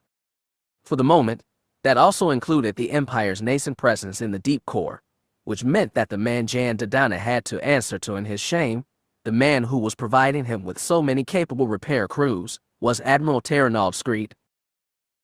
Screed had always been a hands-on commander, and Dodonna was fully unsurprised when the Admiral messaged to say he was coming to N'Zoth personally. Dodonna also knew the man was not overly big on ceremony, so he prepared an honor guard of only 1 squadron of clone troopers to welcome the Admiral into a private hangar bay. When the shuttle landed, Dodonna was at the front of the troop column, waiting to meet his commander. When the ramp came down, he saw that Screed had brought 4 guards of his own, more clone troopers. Finally, the Admiral himself came slowly down the ramp. Dodonna hadn't seen the man since the end of the war almost 2 years previously, but he seemed unchanged from the day when the 2 of them had received the Holt Cross for their actions against Duoningo's fleet. Screed's flagship had been torn open in the fighting, and so had Screed himself. When they gunned up for their award, he'd hobbled with the cane in one hand and his other on Dodonna's shoulder. Screed still had the cane with him, and he still moved with a stiff limp. The right side of his face was scarred from an even older battle, and his eye replaced by an electronic processor. He seemed to have lost some weight, but his scarred and battered dignity was mistakable. Dodonna smiled. Despite everything that had happened at N'Zoth, he was glad to see his friend. He flattened the smile and snapped a salute. "Admiral Screed, I welcome you to Black 15, future home of Black Sword Command. I wish it could be under better circumstances." Screed returned the salute, a little lazily, then said, "I wish it too. Still, it's good to see you, General." "Thank you, sir. I've prepared quarters on the station for you, if you'd like to see them. I'll have my men move my things there. Right now, I'd like to talk to you." "Very good. I've prepared a place." After giving instructions to Screed's guards, Dodonna led the Admiral down a set of white hallways to a small conference room. One wall contained a broad transparent steel viewport that looked out on the bright lights of the Cornash cluster. The colorful starfield made the dark drifting construction vessels even easier to see. They sat down at the table, and Dodonna began to explain the situation. He was sure Screed had already read much of this information in reports, but he went through it again anyway. The Admiral was always a stickler for the details. Once he'd gone over most of his summary, Screed asked, "How long do you think the attack will set back completion of Black 15? "I'm not sure, sir. It might be a year, even more. The help you've sent us from Annexes is more than I expected, but, to be honest, our biggest problem might be closer to home." "And what is that?" Screed raised the one eyebrow he had left. "The natives, sir. I don't know how much you've read about the Yvetha." "Jan, you don't have to call me sir, not in private." Screed sat back in his chair and crossed his arms over his chest. "But yes, I have read about the Yvetha. Nasty pieces of work. I'm glad we got them under our thumb before they started causing trouble for us." "You have a point, but I don't like using them for labor. From what I've read, they seem reasonably intelligent. Some say they have a special talent for machinery. They have displayed good engineering skills. They are fast learners, especially with technical matters, and I'm afraid that's part of the problem." "Sabotage." Dodonna nodded. "Have you been able to catch the perpetrators?" "Most of the time, yes. When the sabotage has resulted in Imperial or civilian deaths, we've had them privately executed. The rest have been sent to prison." Screed frowned. "I know you won't like this, Jan, but it may be best to execute all saboteurs publicly." Dodonna's throat went dry. "That's a good way to burn bridges. If the Emperor is serious about putting up Black Sword Command here, we're going to have to live with the Yvetha for a long time. From what I've read, these aliens may be clever with technology, but the only thing they really understand is violence. The Yvetha revere their martyrs, Terranald, especially when they die fighting another race. The more martyrs I make, the more will come charging in. And you think speaking nicely with the Yvetha will change their species and bred nature?" Screed's voice was incredulous, even mocking. "I don't know," Dodonna admitted, "but as ranking officer at Enzoth it's my choice to make, and I'll stay with it until I decide otherwise." "Very well then." An awkward silence passed between them. Dodonna wasn't used to awkward silences with Screed. Back during the Clone Wars, chasing Duoningo, they'd alternately finished each other's sentences or lulled simultaneously into comfortable quiet. There were plenty of ways to break it. Dodonna asked, "Can you give me any updates on Jervith Sign?" Screed shook his head. "No, because there are none to give." "Then you have no idea where her fleet is?" "If we did, I'd be out there with half the home fleet chasing her down. After the mess at Bavanire, we were hoping she'd scattered along with the rest of her refugees, but given that she's just stolen a Star Destroyer, I guess we were kidding ourselves. As it is, we don't even know if she's still allied with Slake. He's done only a few minor hit-and-runs since Bavanire." "Have we been able to trace what happened to the Bavanire refugees?" "Not many. We think some of them may have joined the Dorians." "Have you heard of them?" "More stubborn aliens on the Outer Rim. Dornia isn't a priority for the Empire right now, so we haven't put any effort into subduing them. Frankly, I was hoping Sign had camped her fleet with them. At least then we know where to find her when we wanted to. Right now she could come from anywhere, hit anywhere." "I wish someone would have told me about that destroyer." Dodonna scowled. "When it first showed up, claiming to be Javelin but an hour early, I knew something was wrong. They had the code stolen, somehow, probably, but I still wasn't convinced." Screed made a face. Dodonna asked, "You knew about valediction?" "The circumstances of his hijacking are complicated. I agreed with Moff Tarkin and the Emperor that it was best kept quiet for now. For troop morale." Dodonna didn't know whether to feel angry or very, very tired. "You couldn't just tell me." "I can't just bend rules for friends, Jan." I know. Dodonna sighed. "Still, I'm the ranking officer of an important new military base. For the sake of doing my job, I need to know about things like valediction and whatever other secrets you're hiding. Something rattled in Scree's throat. He said, I'm sorry, Jan, but it's just a matter of need to know. It was like that under the Republic. It's even more like that under the Empire. It's not my fault. I know. I'm sorry. Dodonna slumped a little in his chair. This mess could have been prevented. Leveler could have been secured. 5,000 lives could have been saved. Yes. But not by you. Dodonna sighed again. I felt more under control during the war. I don't want the war back, but I don't like sitting here, waiting for it come to me either. Hunting sign, and Slake isn't your job. Whose is it? Scree didn't give an answer. Instead he said, she won't attack the same place twice. It's not her way. Jan, your job is to oversee the repairs and continued construction of this base. Will you do that? You know I can't. Jan, you're the best damn officer I ever served with and maybe the best man. I know you can do it, but will you? Of course. Dodonna felt offended but wasn't sure why. What else do you think I do? Screed shrugged a little. A lot of men have retired since the Separatists surrendered. I'm not old enough to retire.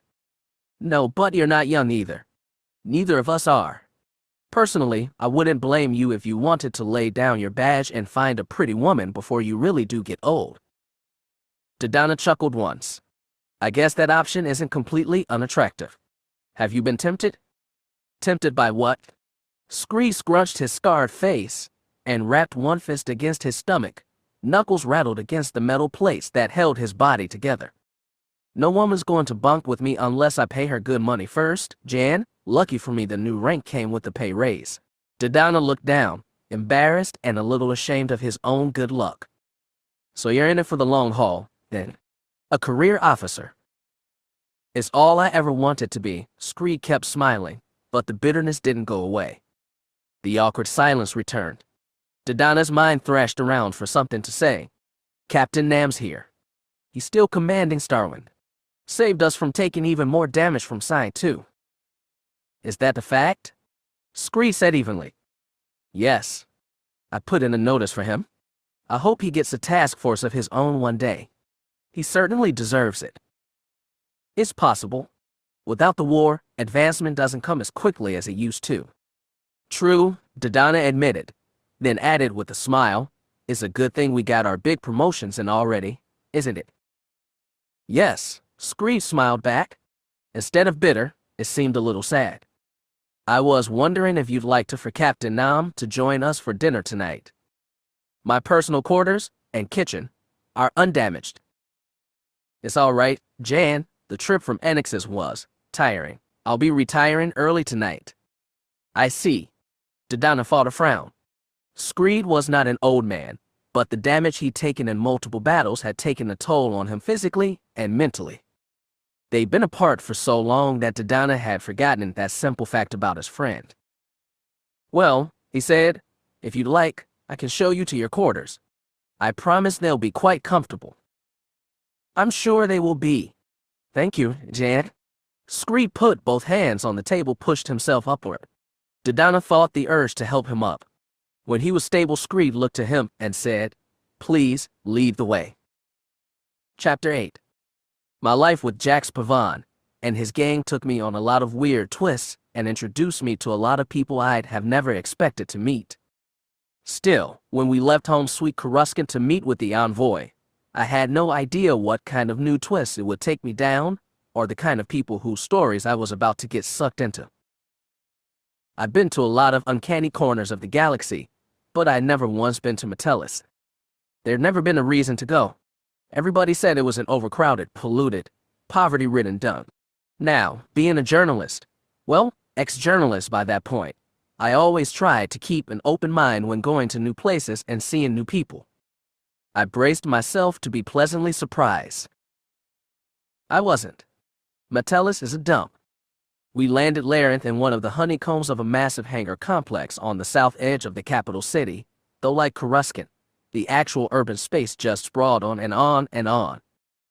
It was raining outside, gray and dismal, so we put on hats and waterproof gear before going outside, even I-5, who elected to wear his mock-human body. Despite being a dump, Metellus is full of people, mostly ones who want to be someplace else. Everybody in the streets walks with heads down and hands in their pockets. I guess this wasn't just because the rain. Metellus is a place where people minded their own business, which was part of the reason why our rendezvous was taking place here. As groups went, the 5 of us were a little noticeable. To the casual viewer, there were 3 humans, a Zabrak who looked almost human with a big rainproof hood covering her horns, and yours truly, who didn't look human at all. I'd gotten used to sticking out since I left Sullust all those years ago, but I realized that if the imps did have lookouts on Metellus, I'd be the big giveaway. Thankfully, we had Jax and Magash reaching out with their force powers for any sign of unwanted attention, especially the kind that came from Inquisitors. We'd gotten used to sensing and dodging them on Coruscant, which was where most of them were. There didn't seem to be enough of them to place groups on dumps like Metellus, but I felt paranoid anyway.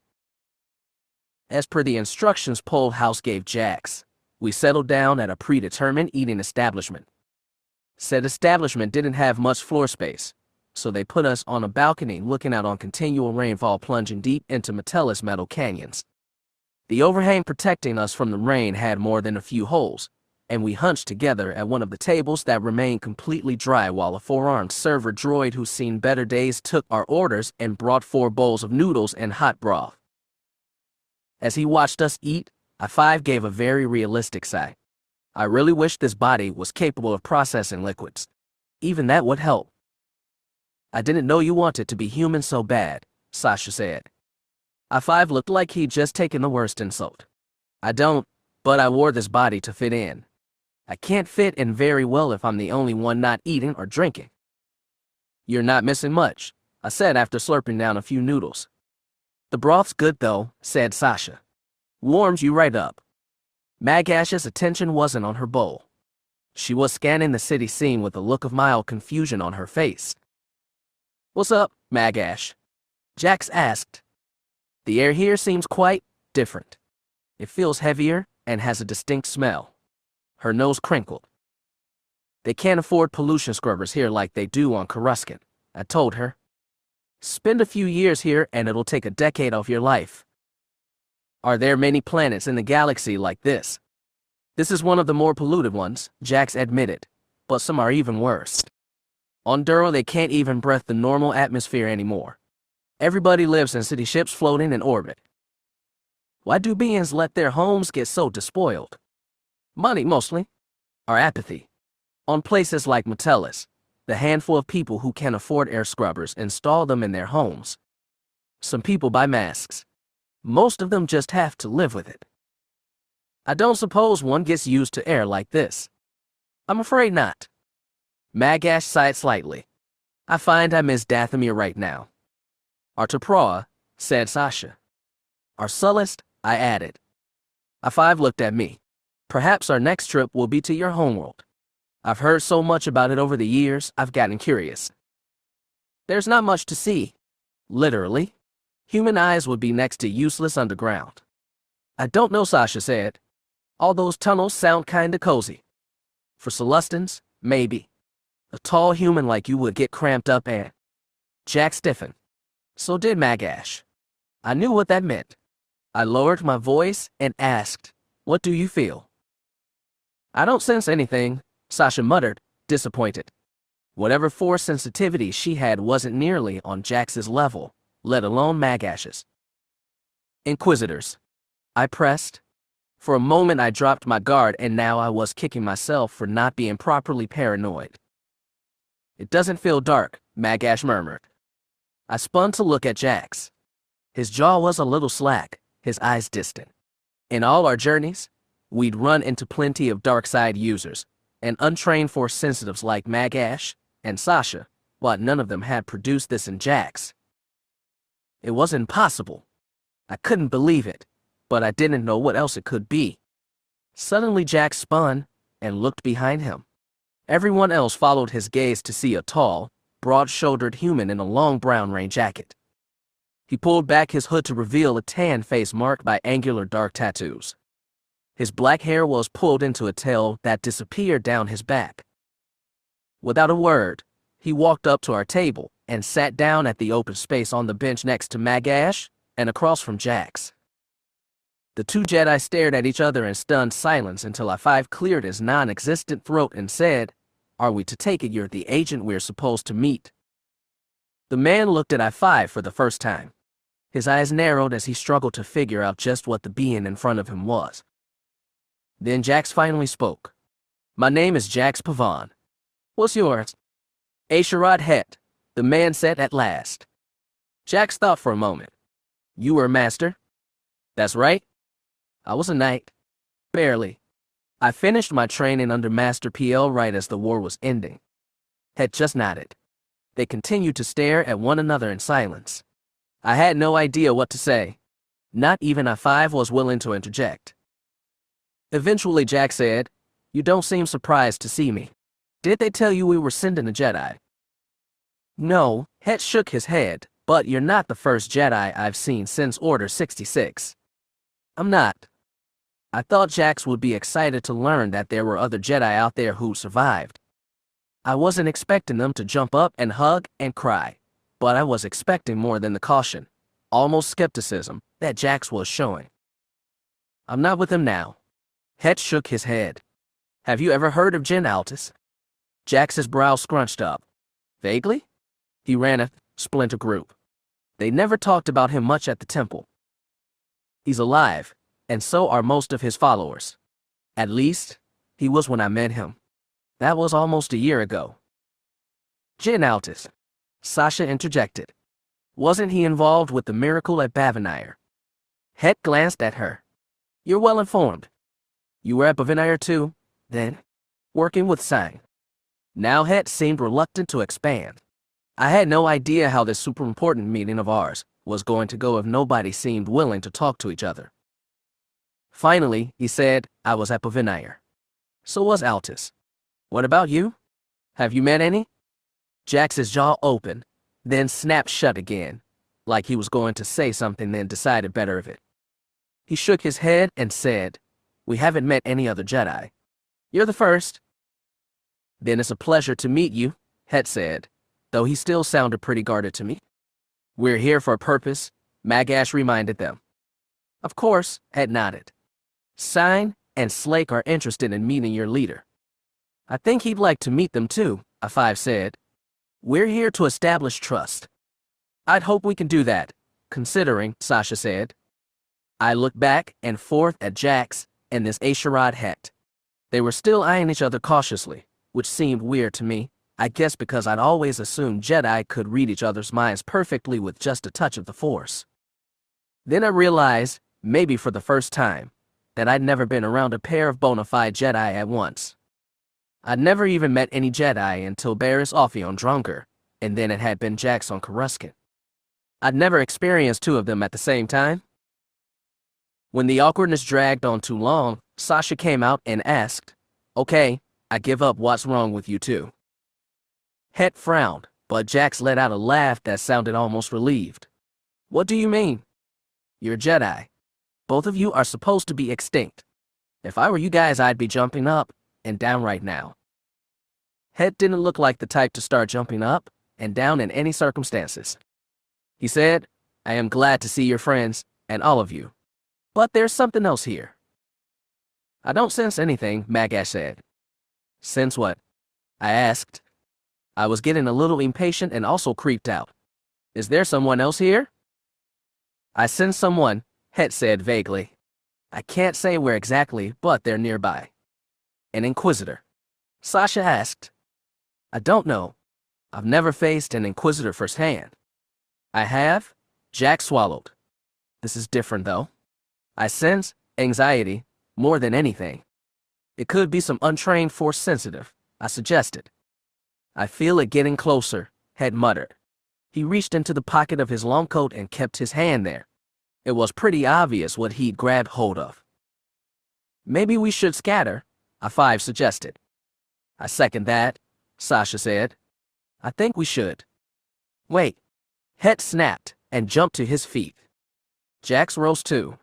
I cursed inwardly as all the other patrons, sitting under the awning, stopped to stare at the two men who suddenly leaped up for no apparent reason. Standing on the edge of the platform was a short humanoid figure buried beneath a black cloak. For a second I thought that somehow, someway, one of those Inquisitors had tracked us to this meeting, but neither Jax nor Hett pulled out their lightsabers. "I know you," Hett muttered, so quietly only I could hear it. The figure stepped up to our table. Hett gestured for Jax to sit down and, reluctantly, he did. The other beings on the platform turned their attention back to their meals, which may or may not have been a force-prompted decision. The figure squeezed in on the bench between Hett and Magash. Beside the big human Jedi in particular, it looked thin and frail. Smooth little hands appeared to throw back the hood of the cloak. The girl sitting before us was human, probably not yet out of the teenage years, though the bags under her eyes and the sickly pallor to her skin made her look older. Her sandy brown hair was pulled back in a tight bun, and a deep frown creased her face.